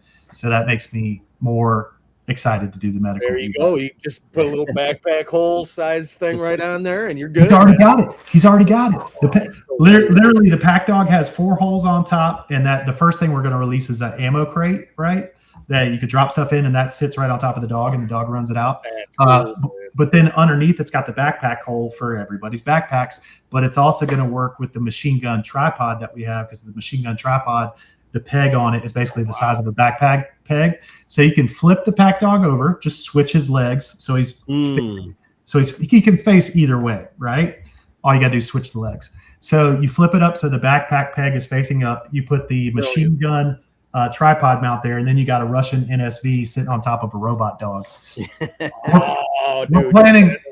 That's wicked too. Yeah, because that's a heavy duty machine gun. It is, man. Yeah, so I always seen the Serpentor's Chariot. That muzzle brake reminded me of a Dishka so much as a kid. Yeah. So yeah, I love the idea about the medical evac. I appreciate you bringing that up. Sorry, y'all. So my kids went to my mom's for a sleepover. My mom watches them on Monday and Tuesday in the summer. You know, I really didn't want to do this because they pull this every time. Between 9:30 and 10 o'clock, they call and they're like, "We want to come home." They swore to holy hell that it was not going to happen this time. So instead of them coming home, my mom was like, "No, just let them stay. We'll let them swim all night, and they'll go to bed." Blah blah blah blah blah. And it didn't happen. And it started where my wife came down and was like, "What?" And I'm like, "Go get them. I don't know." So then she calls down here and says, she's like, "I can't find my keys. I don't know where my keys are." So I had to go find them. You'll never guess where they were. In the car. Yeah. Where they should be. Exactly where they're supposed to be. So. But yeah, so the other accessory that got shrunk around this time was Target. His backpack was supposed to cover his whole body, and the story's in the file card that they travel outside the atmosphere, and then they flip over and they burn in, and that backpack protects them. That backpack's not big enough to protect them as it came out. No, I can't wait to see what classified does at the Target. That's such a radical idea. You know, what I really want to know is, where do the targets come from? I mean, I want to see the ship that they come from. I want to see how, like, the container of targets that they open up above the atmosphere. I want to see that. That sounds cool to me. It looks like in the artwork. See how much more of them it's covering there in the artwork. Right. Yeah, right. It's true. Yeah, I envision classified doing it where it's the full length of the body. Like you'll be able to stand them up with it hitting the ground in the back. It has to be. That'd be so awesome. And that's what I'm hoping that they see, that they hear us talking about this stuff, and that, they watch some of this stuff and they hear us bemoaning how we got shorted back in the day, and now they can make it right. Here's the thing. This guy, great idea, great design, totally interesting. No armament. He's hurling grenades, but he's got nothing. He's got a little gold pistol. Yeah. Controller. With a handcuff on it. Well, no, so the controller was gray, and that's in addition to that. That's in his left hand. You can't really see it here. Oh, my bad. But he's got like a pistol with a handcuff on it, so if he drops it in space, it doesn't fly away. Crazy. No, it's like a lanyard when I'm working on a scissor lift. Yeah, he was pretty much underarmed. Although, I think there's machine guns built into that backpack, and I even think there's a place where there's a gun built into it. I think it says ammo. Doesn't it say ammo on it? Right here. Let me see if we can. Yep. I think that thing. Yeah, right there, over his right shoulder. Yeah, that's like a Gatling gun or something. Yeah. Oh, wow. And I think there's a box on there that says ammo. Like you can't see it when he's got it plugged into his back. That wouldn't be loud or hot. Yeah, right. Yeah. Let's see. Retail figures loose. I love that figure as a kid, though, man, just because of the functional wings. I thought the wings were awesome. I always had him kind of like enter the atmosphere backwards, and then as soon as he got through the atmosphere, he'd roll back over, and then those wings would open up, the helmet would come up. Look out! There it is. He'd be so tired. Imagine how tired this guy's getting when he goes to battle. Time you get to battle, you're not going to be doing. Right. What a ride, though, man. I mean, that's got to be the ride of life, though. Coming in like, oof. True. That is a weird one. He's good. Adrenaline junkie to the extreme. We got a request for Dreadnought weapons. So I have a couple of questions about some Dreadnought weapons. All right, Mark. I Facebooked that to you, man. If you want to, I don't know if you can check that. Oh, yeah. Okay. Yeah. I sent you something. Clear as day. Oh, the backpack. Yeah. Look at that. Yeah. It's got an ammo box with a belt that moves the ammo down through there. Yeah. I can replace this. It looks like that might even shoot to the rear. There we go. I love that backpack as a kid. Oh, it's so great, man. Oh, yeah. Look at that. So it looks like that could shoot to the rear. Yeah. Sweet. Wow. Very serious ammo. So maybe what he's got on the front that we saw in the other image is the gun that points, towards the top, and then this is the gun that points towards the rear. That's so crazy. Yeah. No. Love it. Oh, so the little gray part at the bottom, obviously you plug the hose into the little peg there. That's what they call a controller or joystick. They call that a joystick. It's so awesome. Mm-hmm. Yeah. But then one of my friends was saying, well, it's got to be a pistol, though, because it still has the trigger, like in the corner, the design. I'm like, that's how he fires that backpack weapon. Right. Yeah, that could be a joystick to control the machine gun on the jetpack. Absolutely. Yeah. It was a joystick for me as a kid. He had a gold pistol, and that was his joystick. That was his controller. Because the wire went right to the other side. That would be burning through the atmosphere. But that's true. That's true. Have we? Is it a little too easy picking or low hanging fruit to talk about Airtight's vacuum? No, I mean, is it? Yeah, is it? It's just a vacuum. It's a sniffer. It's a sniffer. What's a sniffer? So crazy. Well, okay, so to me, he's a hostile environment trooper. Let's say the room is full of tear gas. He comes in with the sniffer. He sniffs it all up. And then in the backpack, it purifies it, and there's fans on the backpack that blow it back out. That's exactly how I used him as a kid too. He was a man filtration unit. The Toxo Vipers would come in and fill the area with something noxious, and he could just snip it up and pump out fresh air out the back. Exactly. He just got filtration in the backpack. It's a pretty great idea. I would imagine he's got a visor on. Like, I don't think his eyes are exposed. No, he's got. Oh yeah, Definitely. For sure. Classified version is amazing. I love the receded faces inside the helmets, like eels. The way that his face was like sunk into that mask, and the way that Airtight is sunk into this helmet is just so brilliant. Definitely. The classified. Sorry, go ahead. That's what it is. There's probably no other interpretation, I think, right? It's gotta be. It's just a sniffer, man. Yeah, and you need that guy in the field too. When you've got like 20 other cats that are eating MRE jalapeno cheese, you're gonna need that cat. You'll know what I'm talking about. Yeah, he's in there detailing the APC. Everything cleans Taco Bell bathrooms is a size job. Porta potty emptier. All right, so the couple of Dreadnought questionable weapons. Most of them, I think you kind of get it, but a lot of them are how crazy they look. It's just obvious what they are. I mean, okay. Let's talk monkey wrench. Okay, I think there you go. Right here, he's right there. He is. What the hell is the point of that thing, right? Does it shoot the freaking harpoon, or does it just like vibrate it? Like, what the hell? It's got a spool. It does have a spool, so he shoots it and then he pulls you back like a Scorpion from Mortal Kombat. I guess, man. I never had this figure as a kid. I looked at him and I was just like, I never liked him. I never liked Monkey Wrench as a kid. Classified Monkey Wrench is incredible. Incredible. But I liked weapons, and when I looked at this weapon, I was like, dude, you're not scaring me with that. I agree. It was the same thing as Zorana, where it looks like she had, kind of one cowboy spur on the end of a gun. I was like, this is not This is not foreboding. I And bought yeah, Serrano for the color change gimmick, not for that gun, man. That color change gimmick was nonstop. That was awesome. That thing is not ocean compliant whatsoever. She was pretty attractive in the artwork too. So. Yes. So hot. Oh my god. Big time. Not the figure. But yeah, I remember being as a kid thinking, oh, that's awesome. That's gorgeous. Signed by Lisa.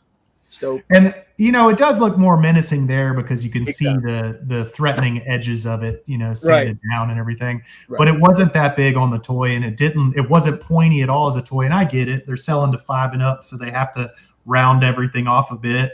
But yeah, back to Monkey Wrench, man. That weapon did nothing for me because if you shot the pitchfork and pulled it back in, it's just not threatening. Like, okay, shoot your pitchfork at me and let's see what happens right after that. But also that the file card goes into detail about how much this guy is into explosives. And he's got a couple grenades, but as a kid, I couldn't wrap my head around. I'm looking at this figure and he's got a pitchfork that shoots, and I'm reading the file card, and it's like, there's a disconnect here. You guys forgot a lot of stuff that goes with this guy. We got shorted. I think, this is one of those obvious figures where we got shorted. He came with one accessory and it wasn't like a jaw-dropping accessory at that. We got spoiled by how badass the first 3 Dreadnoks were. That's true, man. Their backpacks came apart. They had awesome, very individualized weapons. Yes. So this was a disappointment compared to those 3. Here's another thing. How lame are those pants? Yeah. He's wearing. You think you Mom Soda's patches on? He's supposed to be a badass punk dude, you know what I mean? He's wearing little patchy pants with a handkerchief tied around. Bandanas and stuff was hot at the time, it's man. Like a Punky Brewster pants. right. This lame ass shit. What is that symbol on the neck? It just dawned on me. What is the symbol on his necklace? Is that a common symbol? To me, it looks like the Boston Whalers. If we look up, they became the Carolina Hurricanes, also champions once again this year. Shout out to my Hurricanes. But I think the Boston Whalers had that icon. Can we check that? Yeah, totally. It is very close. And that would make sense because there were a lot of. Sorry. No, well, so Steve Grogan was the New England Patriots quarterback, and that's why Bazooka wears the jersey that he wears. Rhode Island is right there near Boston, and they pull for the Boston Pro teams. So let's see if it's the Boston Whalers.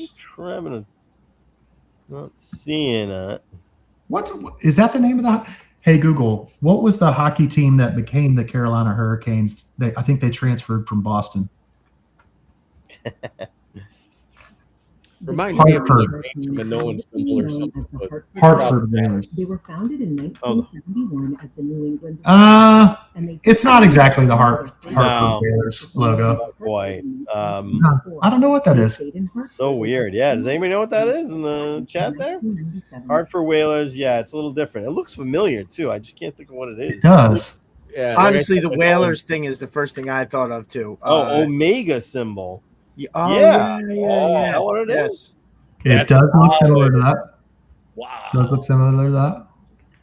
Yeah. Okay. Yeah. That's pretty cool, actually. I like that. Okay. So if you look at the pitchfork ass end in the card art as compared to the actual toy, on the card art, it's the ones on the end look flared, so it makes it look ultra weird. But the actual toy itself, those tines are absolutely straight. And so I was ignoring everything that it was probably supposed to be. And I looked at it as a tri-laser. So each one of those tips blasted out a laser, something down at the end where the ammo would be. Instead, it was just one of those little, whatever they powered their lasers with, just boom, there it was. 3 lasers or whatever. I actually really enjoyed this figure. I love the grenades across the front.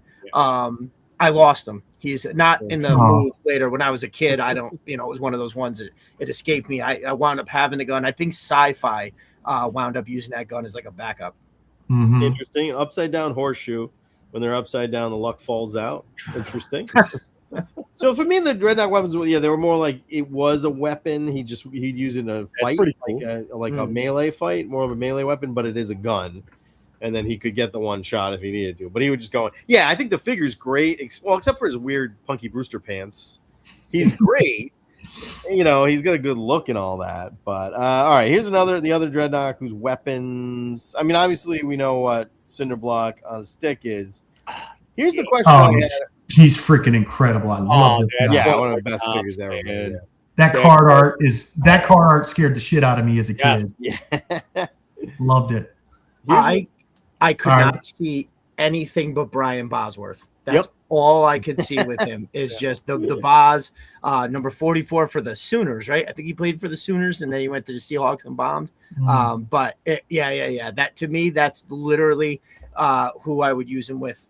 Like when I thought of him, it was Brian Bosworth, because you know he famously, you know, crapped the bed when he got to the NFL and like was right out of the league and you know whatever. And not to say, hey, I couldn't even make it. He was a standout star in college, but in my mind, he like flunked out of the NFL and wound up as a Dreadnought. And then, right. What else are you gonna do? Right.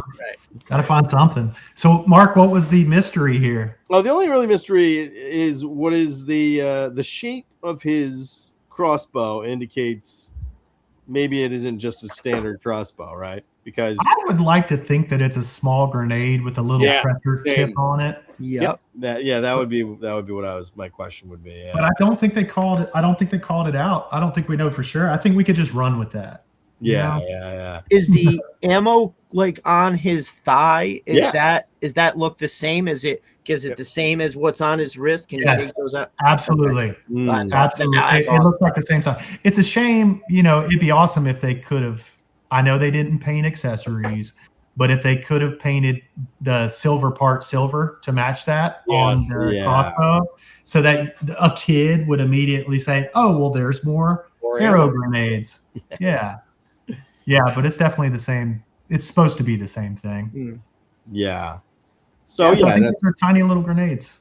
They're tiny. That was what I thought too. Pretty awesome. Man, I loved everything about that figure growing up. Even his other shield arm, everything about that. Oh, I loved it. Yeah, because that looked to me that yells like lacrosse or something, or like a hockey goalie. It even had like spikes on the front of it. It does. Like, Oh, it's just such a wicked thing. Like that figure to me, and that's like that was the thing for Classified that kind of woke me up. Is like that. This to me is Road Pig. Like I think on the file card, it literally says he was so ugly his mom had to hang a pork chop off the dog's neck to play. You know, the Classified Road Pig, he ain't ugly. You know what I mean? This dude, look at that in the card art. That is so dope, man. Yeah. It's they did the low angle view, the worm's eye view, right? Where he's so intimidating. I mean, he's got a freaking center block on a stick. Yeah. To me, I didn't even connect the dots that it was a grenade. I think when I was a kid, I just thought that was like a metal ball. Because if you imagine getting shot with a metal ball bearing, that's going to hurt like hell too. And then the pad that's defensive also having the brass knuckles on the front of it. I was like, this dude is just pure aggression. Like he's just going to pound you into meat. Like you're going to be hamburger when he's done with you. Going to knock you out with that ball and then drag you back to his crazy Dreadnought. Yeah, I was going to say something else, but dungeon. He was super intimidating. Yeah, his face, he's not ugly, though. The figure's not particularly ugly. Is the face after a certain person at Hasbro? It is. I think his name is Don DeLuca. That's his name. That's the name. He looks like a Don. That's Road Pig's actual name. Yeah. I think that's modeled after him, and I think it's a pretty accurate sculpture. So this is one of those ones where they would send headshots to the sculptor. What was his role at Hasbro? A consultant? Because a Dom DeLuca that looks like that looks like a guy that comes by to pick up envelopes. Yeah, I don't. Also, you had an action figure made after you, and then you read the file card about how ugly you are. I mean, yeah, and then you read the comic book, and you're the dumbest character in the book. Right. It's like, damn, Dom. What do you guys think about brilliant? Yeah. What do you guys think about the tattoos that came on the Classified? I don't like it. Yeah, wash it off. Just scrub that thing off of there. Oh, and I know it's a sign of the times. Like tattoos are way more in vogue now, and so Classified doesn't have to be exactly like a Real American Hero. But the number one thing I hated about that tattoo was I couldn't read it. Like the script was muddy. You know what I mean? Yeah, for sure. All right, now that we're going into the face, though, I got to ask you this: then whose face is this one? I got to know. Because that is one face, man. Let me tell you. Oh, that is somebody. Wow. That definitely is somebody. I feel This bad is for like- all of the things I said about him then. He looks like they made him like he's supposed to look exactly like the guy they tried to make Mario's character off of, right? It's like if there was a real person, they were like, yeah, that's what Mario should look like. They then made this to look like the real Mario because that is some crazy shit. How far back does that hairline go? It looks like Walton Goggins with a fucking mustache. Hey man, I feel seen. You know, when I see that character, I feel seen. All right. Let's see. No, Not a good face. Not a good Hasbro or Google's failing me. I was trying to see if I could figure it out for you guys. I've definitely heard that Clean Sweep was based on a Hasbro employee. got I'm not able to find it right now. Yeah, face. like you Nobody just don't- comes up with that face. Out yes, of you nowhere. don't pull that out of thin air. That's based on somebody. Way too specific. Way too specific. Ron Jeremy. Ned Flanders is a good call. Yes, That it is is. Ned Flanders. Gerald McCraney, also a good call. They'd have to Melted- make a new book melted for Ron Jeremy. Melted Copper says the Micro Machine guy was in G.I. Joe. Yeah, man, that definitely looks like Grade math teacher. Dabney Coleman. He looks like the guy at the park my mother would tell me to play with. Doesn't have that teacher vibe to him. Yeah. Good call. All right. I think that's all of the Dreadnought weapons that I would have a question about. No? I can't think of any other Dreadnought questions. All right. What the hell is this thing? Okay. I think it says what it is, right? But it make sense to me here. I'm all over that one. I love this guy, man. Okay, so this thing, he not only is that a closed band communication device, so you're able to broadcast coded transmissions to other televipers without being able to be hacked, without being able to be picked up or anything by that transmitter and broadcaster. Is And it also, optical or audio? I would say that's a laser broadcaster because there's a lot of binary transmitters that are laser now. So you could use that as a laser transmitter and that big lens be a broad spectrum, being able to pick up that transmission and then also designate targets.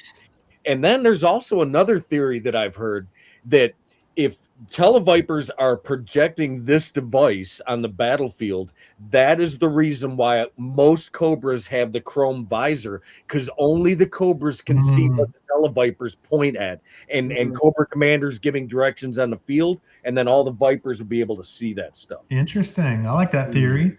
I heard that. I was like, pretty cool. There's that logo again. Look at his belt buckle. Oh, Get the fuck out. The little upside down U. no way. Wow, Looks there's very, looks very missing similar. some shit in on Does us. he have it on the classified one? G.I. Dave, I love your now explanation. it's just a of it. Cobra symbol. Oh, really? which Yeah, is I love your explanation of it though. That he's sending out some kind of, marching orders that only people with the visors can see. That's pretty cool. Yeah. Okay. It's interesting that my idea.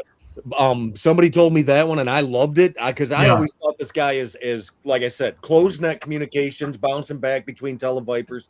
Nobody can hack that signal. Nobody can listen in on that signal, and that's important. That's extremely key.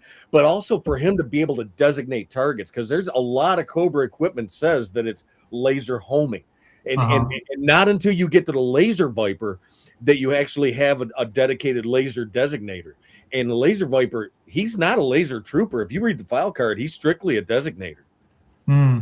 Interesting. Yeah. Okay. So So the guy that goes in and when you say designator, it's the guy that paints the spot that the missile then hits. Correct. But yeah, you need somebody to sparkle that target. Yeah. And up until you get the laser Viper, you've got all this Cobra equipment that's laser designated targets. And Right. like even on the Ferret, that combat missile, that is a laser guided weapon. So your televipers could be the ones marking the spot. They have to be. I mean, who else Yeah. is there? And if That's up interesting. until you get the laser Viper, Cobra does not have a unit or a troop type to designate targets. It's got to be the televipers, and then that makes him one of the most dangerous troop types in the Cobra field, man. On the you'll notice on the Clanker and Tank artwork, we gave him that grenade launcher that was outlawed after a few years of Marine usage. We put a laser spotter on it so that he could be the laser spotter for Tank to shoot the missiles. Gotta happen. You gotta have that part, man. Yeah. And as a kid, I loved that realism. I loved it, and it sucked me in. So like, so when I see these kit outs and stuff like that from some classified figures, even if I was a kid collecting, I would say, no, that's not right. That guy shouldn't come with that, Yep. You know what I just noticed about Televiper? He might be, this is a grand statement, and I haven't researched it at all. This is just a thought that just came through my head, so I have not researched this. But he might be the only figure that has absolutely no offensive weaponry designed on him at all. Not just accessories. I'm talking about on the legs, on the chest, on the backpack. I don't see a knife, a gun, anything, a grenade. I see nothing of offensive capability, with the exception that might be a laser pointer, that a missile will then come in and hit. But on his person, I don't see so much as a butter knife. No, that is interesting. He's also unique in another way that he is the very first Viper. Like if there's all the different like alley Viper, all the different types of Vipers. He is the first one. I loved him as a kid. Card art, like I've said this a few times, but Carson, like the card art to me was almost as important as the figure, because when I looked at the figure, I saw the card art, right? And so it was always a big thing. And so one of the things that I only had one of these at first, and what he was is he used to follow around Cobra Commander because he's a vain prick who always is casting videos like in Sunbow.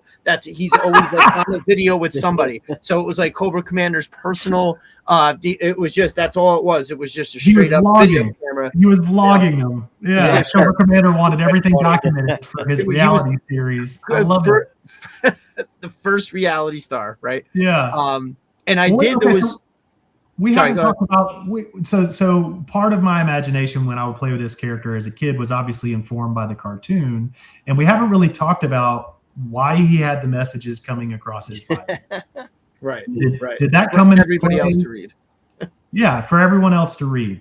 Like, what was the purpose or functionality, or was that just cartoon shtick that never came into play for you guys? Cartoon stuff, right?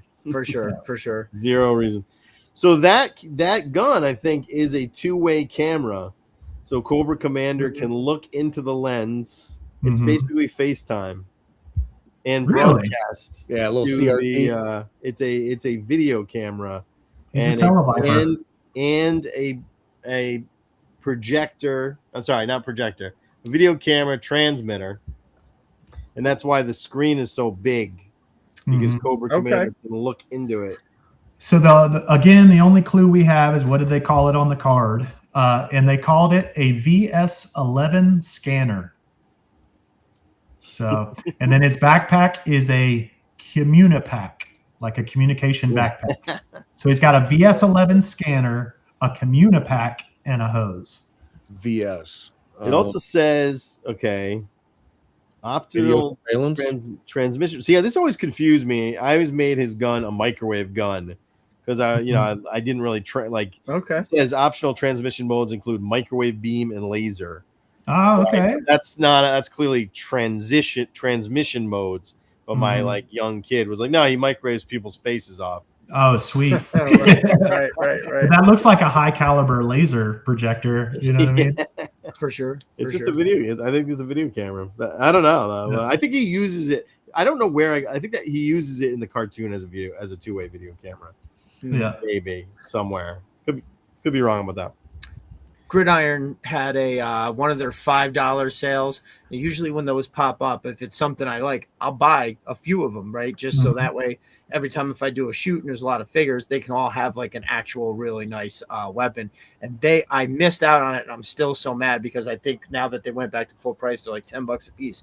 So they took this and they basically used the same concept, made it look like that, but like underneath there's like a whole bunch of actual weapons. Like it's, got a clip and all that. Okay. Yeah. Looks fantastic. I saw it like I think Pop Cult Frenzy put the link up, and I was like, oh my God, yeah, give me a few. And I clicked on it, and it had already reverted back to original price, and it was like $9.99. I was like, God damn it. Damn. Oh. We'll just do a few more because I don't want to keep you guys all night. Although this is fun. But all right, what is now? What was this to you? It could be any number of things, right? Yeah, butt prod. I'm gonna say it. Even as a kid, I was like, "Where's he putting that?" Exactly. Right. That device looks like it goes in something. I mean, what is it? Okay, in real life, what is a cattle prod used for? Herding. Herding. Yeah, right. Okay, so to me, it looked like a cattle prod. Yep. But I don't think that's what it's supposed to be. I don't know. No, yeah. What is it supposed to be? I think it was called out as a mind control device or something like that on the side of the figure. It was like generator, hose, and torture device. Yeah. Something. It is electric prod. It's an electric prod. Okay. Yeah. So Generator, hose. Okay. So he is all in on the fun dungeon then. So if that is an electric prod, then Mindbender's all in. Yeah. The suspenders and codpiece give that away. He's it's basically David Bowie, bald David Bowie with a mustache from Labyrinth. That's what no shirt. I don't want to start any rumors, but Ron Rudell liked a little bit of the S&M imagery in his. Hey, when you're designing 120 figures in like 6 years, you're gonna do a little bit of everything. Yeah. Right. Him and the Baroness, I don't know. Yeah. Oh yeah. Oh, that was definitely all black leather. Oh yeah. I always thought it was like in the same vein of using electricity, like how they brought Frankenstein alive by using the electricity, right? Yeah. This was something like he could hit Serpentor and zoom, it would zap him to life, which totally makes sense if he's doing genetic engineering like that. Yeah. But then I had him as almost like a field doctor, whereas an evil field doctor wouldn't just like bandage your wounds. They would come hit you with this to bring you back to life and send you out there to get shot again. He's out there reviving troopers, just like bringing them back. Even if they only last for a little while, they could take down. It's like getting an extra couple lives out of a guy. It was something like that. There wasn't a lot of like zombie movies or anything back then like that. It was, but I do remember thinking about Frankenstein. Because I think everybody remembers the movie. Is it Little Monsters? Monster Squad? That's what I'm thinking. Everybody remembers how awesome that movie was, and I think that's where I really learned about Frankenstein and the electricity and all that. So yeah. All right. So all right. It's cattle. I guess that's what it is. It's a cattle prod. It's a cattle prod, man. It's his thing. Well, because he was supposed to be more like a torturer at one point, I think, right? Yeah, more like the interrogator. Yep. Interrogator. Right. Yeah. All right, guys. I just checked, and Mainframe does have a knife on his thigh, so he is armed. Okay. Wow. Yeah. So I don't think there's. I don't know. Trivia for the people out there in the comments, man. Is there a single figure other than Televiper that doesn't have any armament, no accessories, no sculpt details, nothing? I'm curious to see his two drivers. Oh, he comes with a pistol. That's right. Yeah. Oh, yeah, he did come with a pistol. What a weird head design that guy had. Yeah, for sure. Was Heavy Duty's? He had like that massive system, even in the 3 3/4. I was trying to find it. That thing was pretty cool. That had a lot of crazy. 1991, if you want to look at it.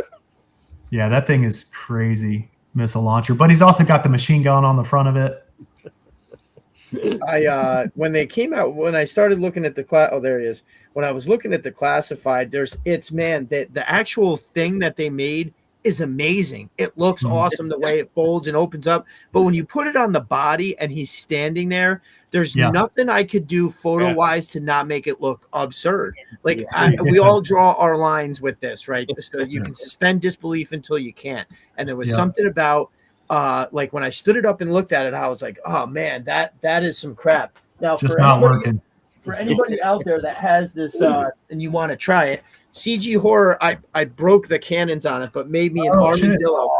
And if you sit, I know, don't even get me started. I'm so mad. It's like impossible to get them straight. So the when you sit Heavy Duty down in here with his system on it, it actually lines up there perfectly. His legs are down in there. He stands up, so I can make use out of it.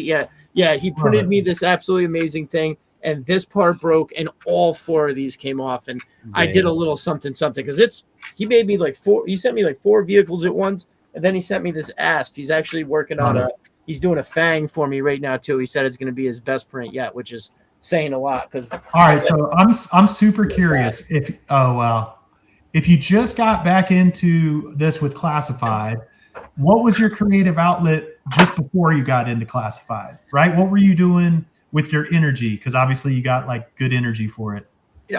So I think somebody I had on my show talked about this before, about the collecting bug, right? Like anybody that's collecting, it's not always just about like GI Joes. You have a thing you want, and I'd have to say it was tools.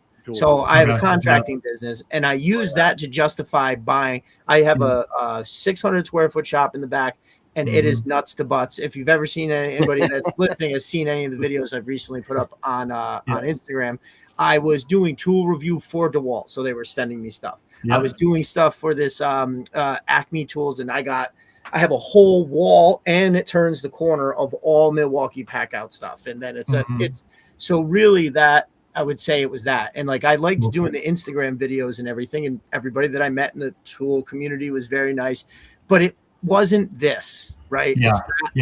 This, besides the great community that we have on Twitter, which is really what makes most of it like this really amazing thing. It was that the bug was back. This is much more creative than tools, right? This is art. To me, like every little toy, every vehicle is art. Yep, right. For sure. There's not that. Industrial. I went to college at NC State College of Design, and I went to school with industrial designers that probably design tools now, and they're probably pissed that I just said that. You know what I mean?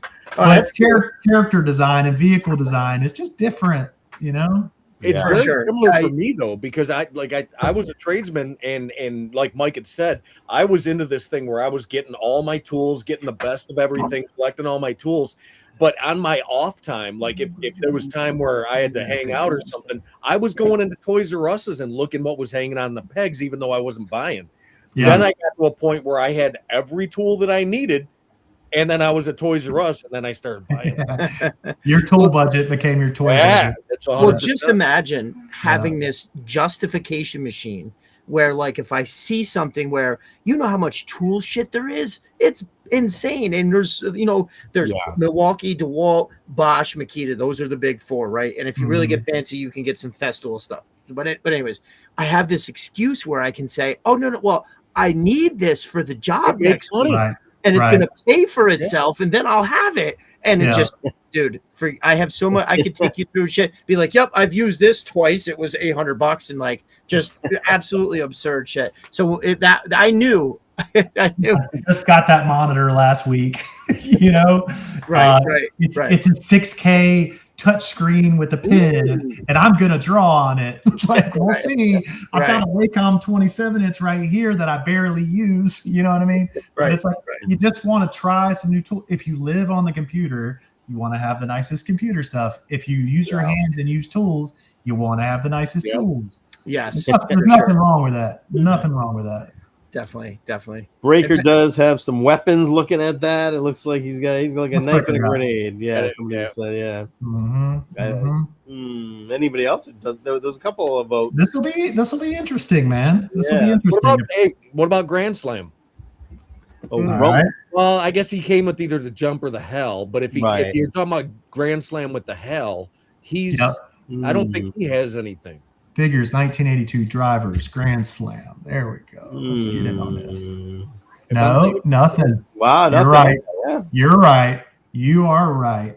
Televiper is nothing special. Oh, no.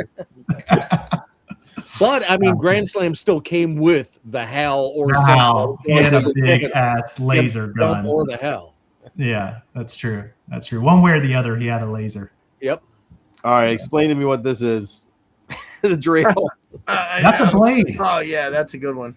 That's a blade. See the PSL. I mean, that's what are you gonna do? It's a spinning blade. Yeah, it's a blade. He's gonna cut you off at the kneecap, man. That thing is deadly.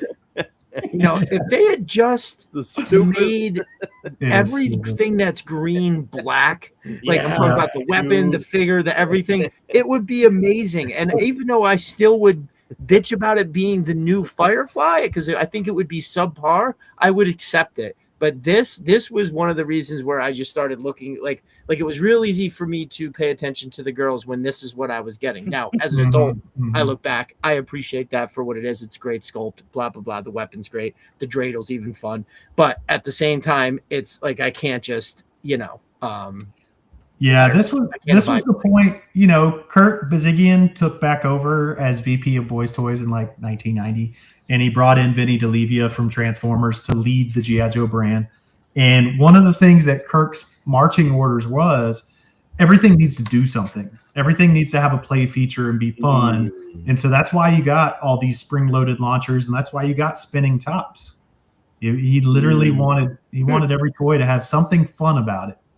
So I can appreciate Not that. into it. I like that idea because, like, if you look at like the general flag of the time that came with that catapult, that's dope. I would have loved that as a kid. Yeah, but still, like, I remember looking at this hanging on the pegs and getting pissed. Like, what did you do to my Firefly, bro? Yeah. Like, that's not Firefly. Yeah, that's not Firefly. It's the opposite of the very like clandestine, urban camo coming with the tools. Man. The crazy part is, and I even hate to say this because I'll play devil's advocate, he looks more like an actual Firefly. You ever see a Firefly light up at night? It's that neon green. That's literally what it looks like. But besides that, fuck it. It's awful. Get it out of here. You don't need things that shoot and fire off.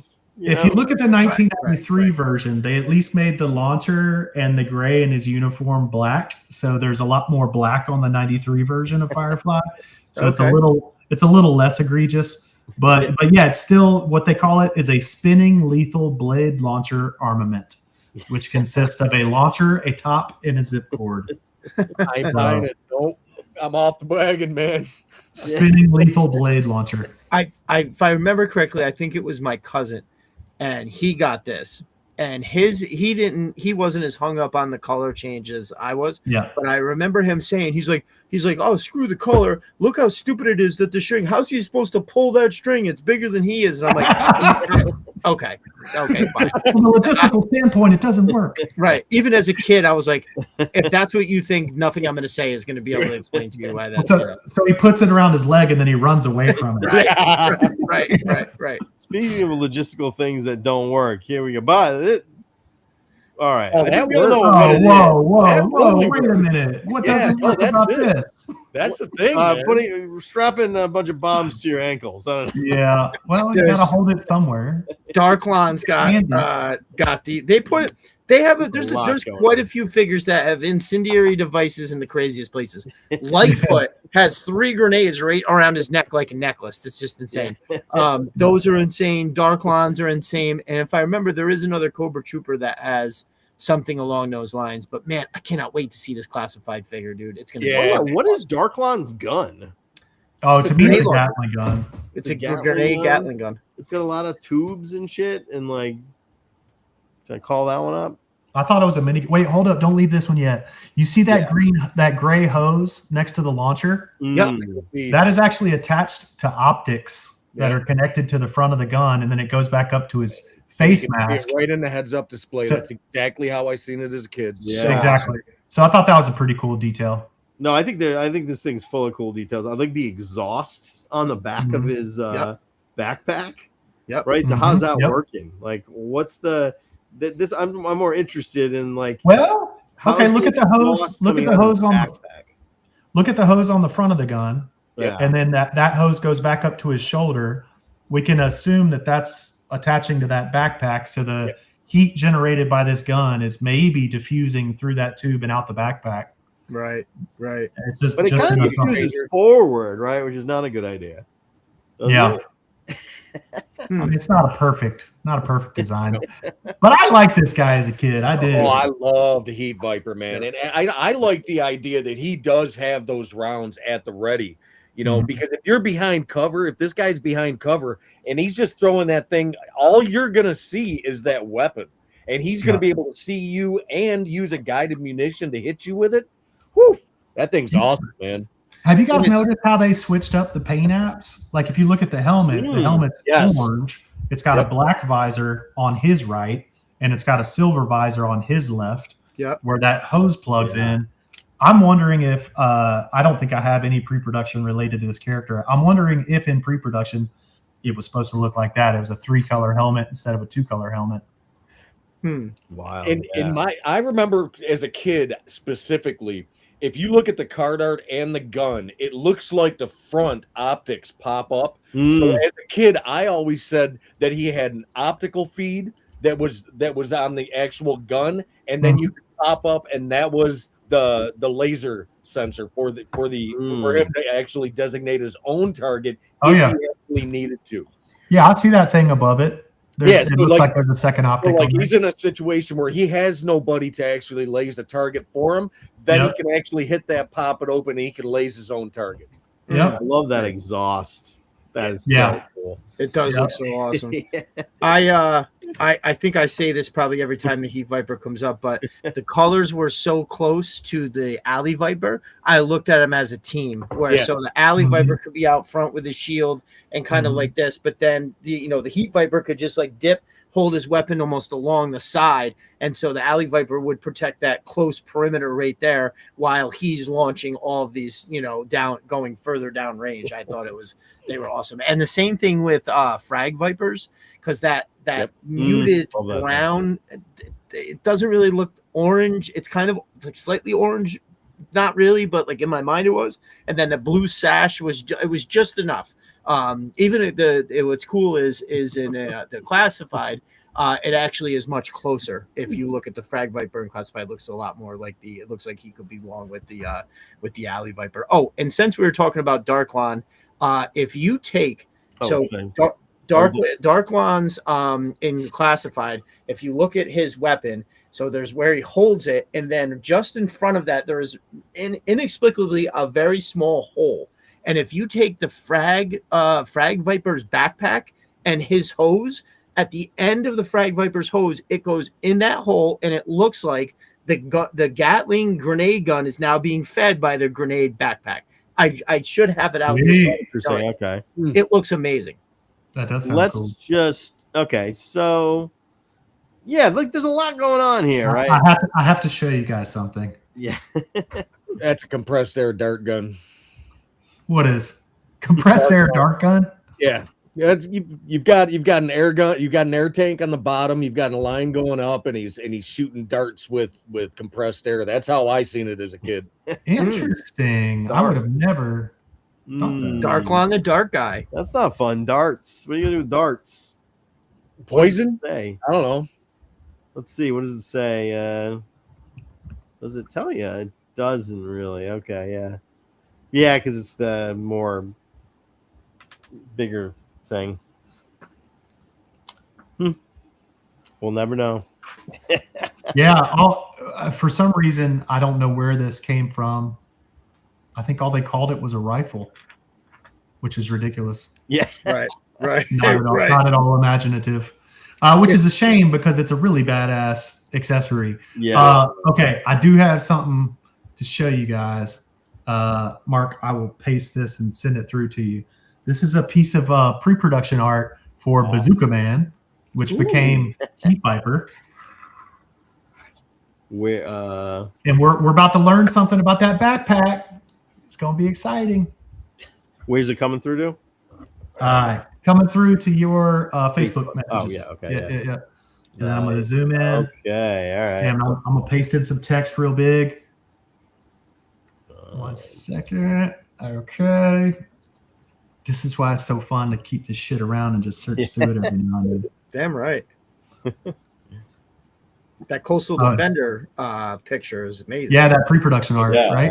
So this drawing shows him using the backpack as the backpack was designed and intended to be used. And it's not the way that that we have it spinning on 3DJOES. So now I feel like we got to go back and redo that. Yeah. Because we were close, but we didn't get it. Should I share it now or? Yeah, go for it. You see it, right? Ooh. So that is the backpack that he's resting the bazooka on. That exhaust part. Oh, Yeah. on.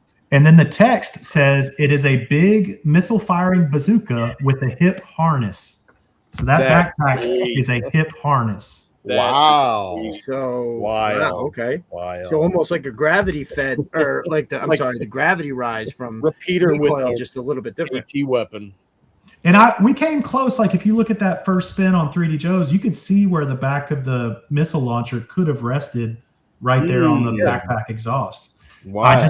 I just never thought that's where it went. Like the missile launcher is just supposed to sit on that. Oh, thank you for the gold coins, by the way. Nice. Who gave you gold coins? We had Not coins a lizard man has sent 10 jewels. Nice. Thank you. But yeah, so that backpack was intended to take some of the weight off of him. Wow. That's why it goes forward. Yeah. Okay. So I was thinking it was exhaust. So just shoot. That is very cool. I think we can still think of it as exhaust. Yeah. But also as a weight relief. Because that would be a heavy ass bazooka. Yeah. Big time. I did like thinking of that, because if you look at the card art, right, the back blast indicates that something's launching out of there. But as a kid, when you look at the front and just that, I looked at it as, because I don't know why I knew what like an actual flame, not a blowtorch, but a flamethrower, how it was like liquid that came out of there, and that liquid would get on shit, and that's why it was so bad, because it wasn't just like you get hit with a flame, it's you're legitimately on fire. So I did kind of like the idea of him launching, like being like a flamethrower guy in the way that blowtorch was, even though oddly enough he's named blowtorch, but it's the, you know, I like to think of him as the Cobra version of that sometimes, where if we the freaking close, you know, the Alley Viper would still be leading the way, and then he would kind of be on the side and be like, you know, right down. A lot of kids that didn't read the file cards just take that as a flamethrower guy, you know. 100%. Oh yeah. Viper, you know. The incinerators creeped me out for that very reason, that they used like that gel incineration. Right. It was brutal looking. By the and the cover, way, they look crazy in the cover too. Charbroil's wicked card art, man. He's scary. One thing I want to point out here is that his original name was Fang Trooper. And if you look really close at the drawing, which I don't know if you can quite see. Yeah, it says Fang on the weapon. Right there, it says Fang on the weapon, and right over here it says Fang. And it says it on his shirt, right in his chest. Yeah. So now, I'm getting a feeling that's an acronym. It's got to be. Yeah, you would think so. Think so. Wild. Okay. Very cool. All right. That is like cool. That All is right. We'll finish it up with this guy here. Just tell me how this works there. I want it to work. Man. I want it to work too. Yeah. An all-timer for me. I love it. I love this figure. We just got sent Chili Jewels as well by John Tuell. Thank you. If you're going to be an AT guy, like a true anti-tank guy, I mean, yeah, he's kitted out right. I mean, you got a satchel charge, you've got mines, which mines are really a great thing against tanks. He's got a grenade launcher. He's got AT weapons that's almost like the the M270 Flash that Commando used. Yeah. I mean, there's a lot going on that's right with that guy, but it's all, for me, it's almost too much. Like they should have concentrated on like one, you know, but I love it. It's not bad to have a lot. There's a lot going on there. Like the ammo belts that are wrapped around his legs are really the part that bothers me the most. I hate what's that about? What's that about? He's got. I just imagine trying to move around the battlefield with rounds tied around my legs. It's gonna pinch so in so many ways, man. Yeah, that's not gonna work. But so the mine thing, is it a mine slinger? Does it throw it? Does he paint the dot with the little pointy barrel? He paints the dot and then it slings the mine to wherever he painted the dot. And if that's the case, doesn't that look like little like 40 millimeter grenades on the top of that thing? It that's is. A grenade launcher on top. It's a grenade launcher and a mine launcher. It's a grenade launcher and a mine slinger. And there's also like extra ammo things in the stock. What the hell does the back end do? Yeah, so it's almost like each one of those mines has its own CO2 cartridge to blow it out. Maybe. I like that explanation. But like this that. is also the same time as the Imp too. When the Imp would come out and lay a barrage of mines, you know, that was actually pretty big tech at the same time. So this guy being able to do it on a personal standpoint, it's pretty impressive. You know, throw out a salvo of 5 mines and then you've denied that area. Yeah. And the reason the Imp works so well is the box art did a good job of illustrating how it worked. Like they showed one in the air and then they showed it like spraying and they showed them on the ground. Like it showed the whole sequence. Yeah, dude. Yeah. Imp is awesome. I love the Imp. Yeah. Now, can you drop mines from the sky? Yeah. That's a good question without triggering them. You can? Oh, absolutely.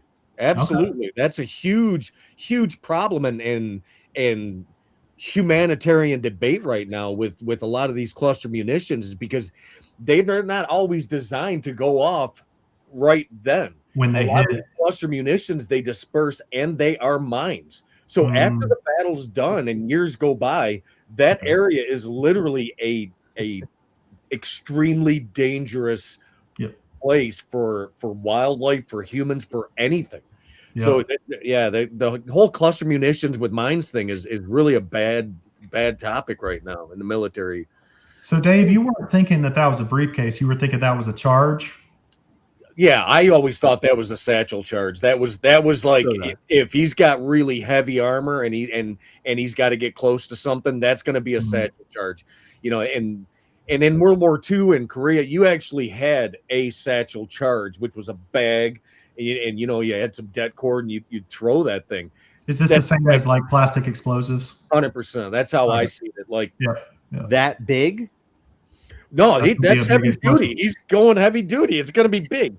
That's the charge from the blow up a building. Yeah, it was about purse size. It was about purse size, and I wanted, what was it, 3.5 pounds of TNT or something like that. Yeah, and they tell you which direction to point it. Like I also thought that was some sort of whatever. I will say what's really, really cool about this one that I noticed as a kid before I knew who the hell did it. That this was the advent of finger flick technology, which is the term that they came up for. Yeah. Nobody at Hasbro would allow, and by nobody, I mean the CEO, Stephen Hassenfeld, God bless him, he was amazing. He did not want G.I. Joe to have any spring-loaded launchers, even though the competition were using them. And so they had no spring-loaded launchers in G.I. Joe until 1990. Stephen Hassenfeld passed in 1989, so you can draw a direct correlation between Stephen passed, and finally they got to use spring-loaded launchers. So this was developed to get around not being able to use spring-loaded launchers. They still wanted to have some kinetic play. So finger flick technology was designed by Frank Coroneros, who was a vehicle designer at Hasbro. He designed the Hammer and the Avalanche and a bunch of other cool shit. And so he came up with this technology to shoot these rockets out of this backpack. And as a kid, I knew immediately what to do with that. You know what I mean? And it's better. I am going to agree with Stephen Hassenfeld that is way better. It's because it's just too big. Like, and we saw him. We saw it, and I think for Stephen, I don't think he was worried about the aesthetics of it. That the spring-loaded stuff would be too large in terms of the scale or whatever. I think he didn't want G.I. Joe having projectiles. Like it's almost like the military thing. They didn't want kids to be playing with working guns, kind of thing. Oh yeah, okay, yeah. You know, poke somebody in the eye or something. Yeah. Well, this was the Galactica thing. Yeah. So this was the brilliant designer's workaround for that finger flick technology. And you got it on the Avalanche. You remember those missiles on the back of the Avalanche with the little black ones? You can flick those off. And they put them on the Hammer on the back in 1991. Those little missile arrays. And so I think this is the first time we saw it. That's interesting. It works pretty well too. I mean, honestly, because it doesn't ruin the aesthetic too much. Right. I mean, still his weapons are huge. They did it with Range Viper, and it was a very decent size. Remember that little column that goes inside the cylinder, and that slides back and sticks out, so you can flick Range Viper's little. Yeah. I don't know if it's supposed to be a mortar or what, but Range Viper's looks really good, and they did it with Rampart. His little beach mortal. Yep. So finger flick technology, I agree with you guys. The spring-loaded stuff does look too big. and finger flick technology looks better, and that's making me think, damn, we should put that in recall. As a kid, I always wanted firing weapons for my Joes, and that one battle pack that came with it was the mortar battle pack. It had the string on it, and that was such a boner killer, man. Yes, it was. Right off. Never lost it. I agree. The motorized battle pack. Yeah. I love those battle packs, and that specific one, I ripped that string right off, and that was my mortar. I love it. Yeah. I had the that one motorized thing that literally they could put it on their backpack, and this silver or this like clear dome would go over their head, and then or they could turn around and get behind it, and flip that thing over, and it would grab. That was like crazy looking, but I love that thing.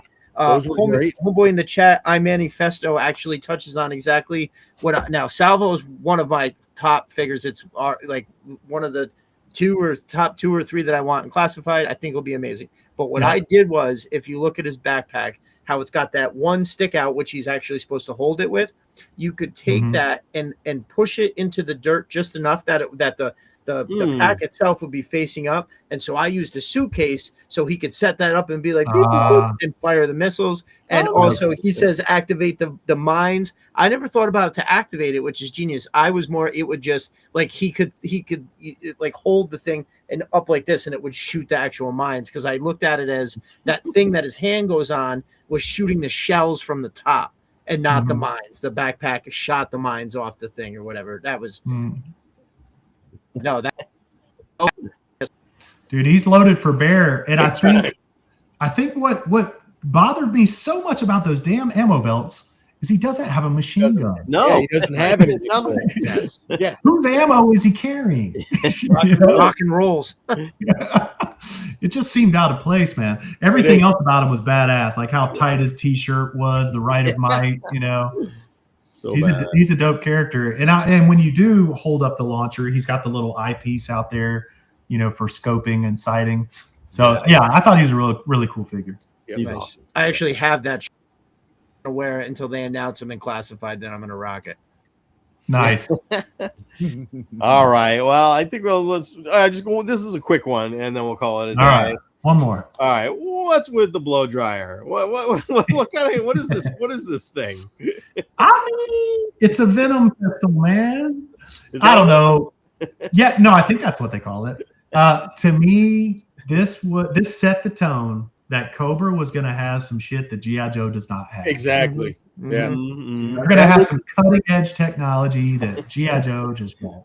No NATO weapons for Cobra. And this was one instance where I like to believe that was a laser weapon, because it even had a backpack, and I would be like, oh, I'm out of ammo. I got to recharge. Where he charges. Yes. Back on his backpack to recharge it, and then he could use it again. So like this is one instance where my Cobra had a laser. Cobra Commander had his laser. I loved it. I also loved in the comics that he was fascinated with Lugers and Brewman Mausers and stuff like that. That was so awesome, because I can't remember. It was like one of the off brands. Actually, I got a Luger figure that I would put with my Cobra Commander, and then he had his backpack laser for that stuff to come out, man. So I literally just put a Luger with General Mortefero, the big bad guy for recall. Heck yeah! His first weapon is that pistol. It's a Ruger. It's the one with the extended barrel. That's like a really rare. Oh, the artillery. Yeah. Nice. But so see the ribbing on this Venom pistol. Yeah. To me, that was the coolant. That was cooling the laser. The laser got hot, and so those were the vents. Like this totally worked as a laser gun for me. 100%. Yeah. I want to make a whole blueprint on this. Nice. Yeah.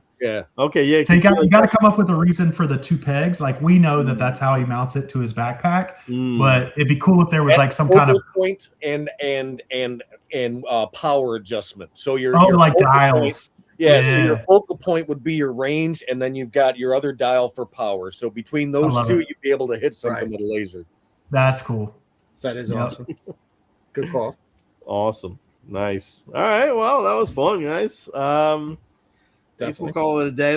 We could do this all night, but we probably got work to do. So thanks for having us, fellas. Yeah. What do you guys got going on? We'll start with you, Carson. You can So I just got done. I caught up on Operation Recall. So for the last month, while I've been doing that, I've had 5-6 people marking up the field guides. So now I've got to jump into the field guides and address like 1,000 comments. Awesome. So wish me well. While I've been doing that, I've been getting some figures in that have some variants that I hadn't documented yet. So I'm getting ready I've got to do some photography for those, some image editing, get those in, and then make the revisions based on everybody's commentary. So I'm wrapping up the field guides. Nice. Very nice. Yeah. Very nice. What about you guys? Yeah. I'm actually wrapping up my first pilot episode, and that should be out hopefully in this week. And Nice. And you can find me on X too, GI Dave on X, and I'm always on there commenting and shooting the Joe shit. So What's the topic of your first episode? I'm breaking down the hiss. Nice. Awesome. Yeah. High speed sentry, not a tank. That's correct, 100%. Right. And I found some very, very interesting details about the hiss. And I analyzed this thing in a way that I never even did as a kid. And Yep. referencing the source material, Awesome. I have some stuff on the hiss that I think is going to impress some people. Very cool. Look forward to watching it. Right on. Also, Carson, I'm a huge fan of you and what you do with 3DJOES. Thank you. I wanted to send you my M1982A1 blueprint for the snow job rifle and have Hell you yeah. look at that Hell yeah. because I hated Joe's having the lasers, so Yeah. I made an explanation for it to be a caseless 5mm, and that rotating piece on that's always present is Yeah. the same action as a G11. Nice. I'd love to see it. Right on. I shoot some guns, but I don't think I know them as well as you do. Yeah. You know? So I'd love to see it. Cool. Nice. I am Destro Designs and Viper Den Studios. You can find both accounts on Twitter, Instagram, Facebook, TikTok, Threads. The YouTube is Destro Designs. I do live from Viper Den Studios Saturdays at 8 p.m. Coming up this week, we have my brother Chad, who is Cletus a Cobra. Excited. He's got an amazing collection. He's going to show off some of his stuff. He's got great stuff. Talk about like signed comics, and he's got like this big Snake Eye statue. Just a ton of really, really cool shit. And he's a good guy, so I'm interested to talk to him. Carson, Following you're not gonna wanna Saturday miss is the birthday show. It's at the same day. It is my actual birthday, and I'm just gonna have a few people kind of swing through. We're gonna hang out and have a good time. When is that again? Next Saturday, so August 15th. Yeah. I'll give you some details when we hop off. But yep, that's gonna be the on the 15th.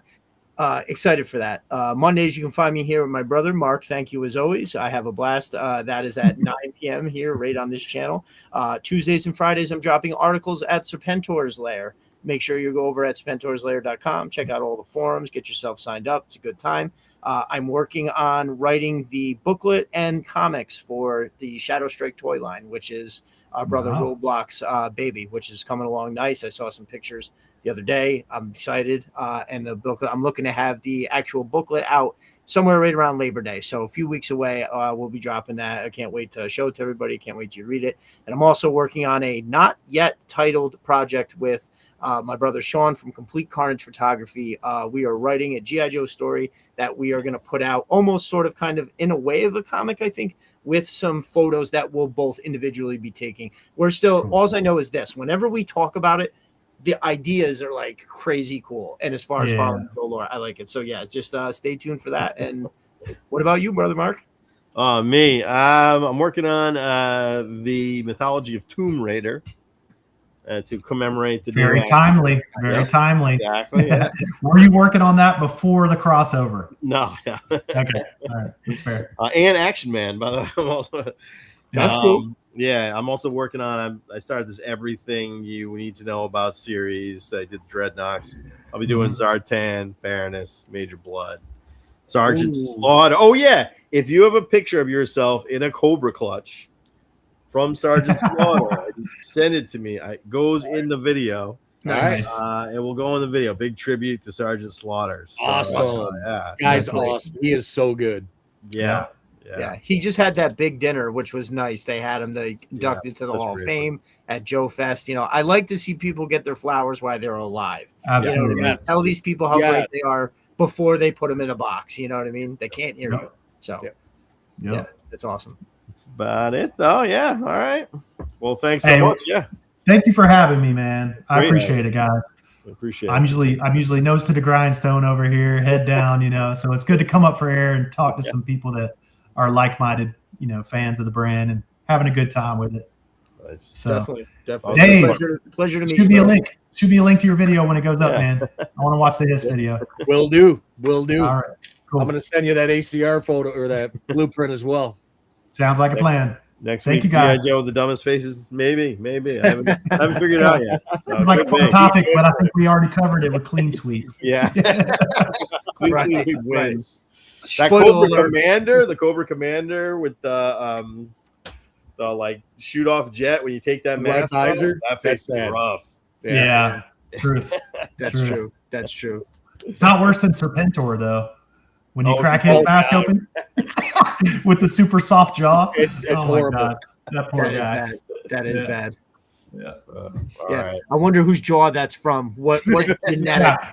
Where'd they get Part photo is reference for that? that weak ass jaw. Yeah. There's a reason he wears that helmet. Right, All right, for sure. fellas. Says Josh says all you guys are awesome. All you guys in the chat are awesome Yeah. as well. All right. Yeah, thank you for Definitely. joining us. Definitely. Well, thanks all. We'll see you next.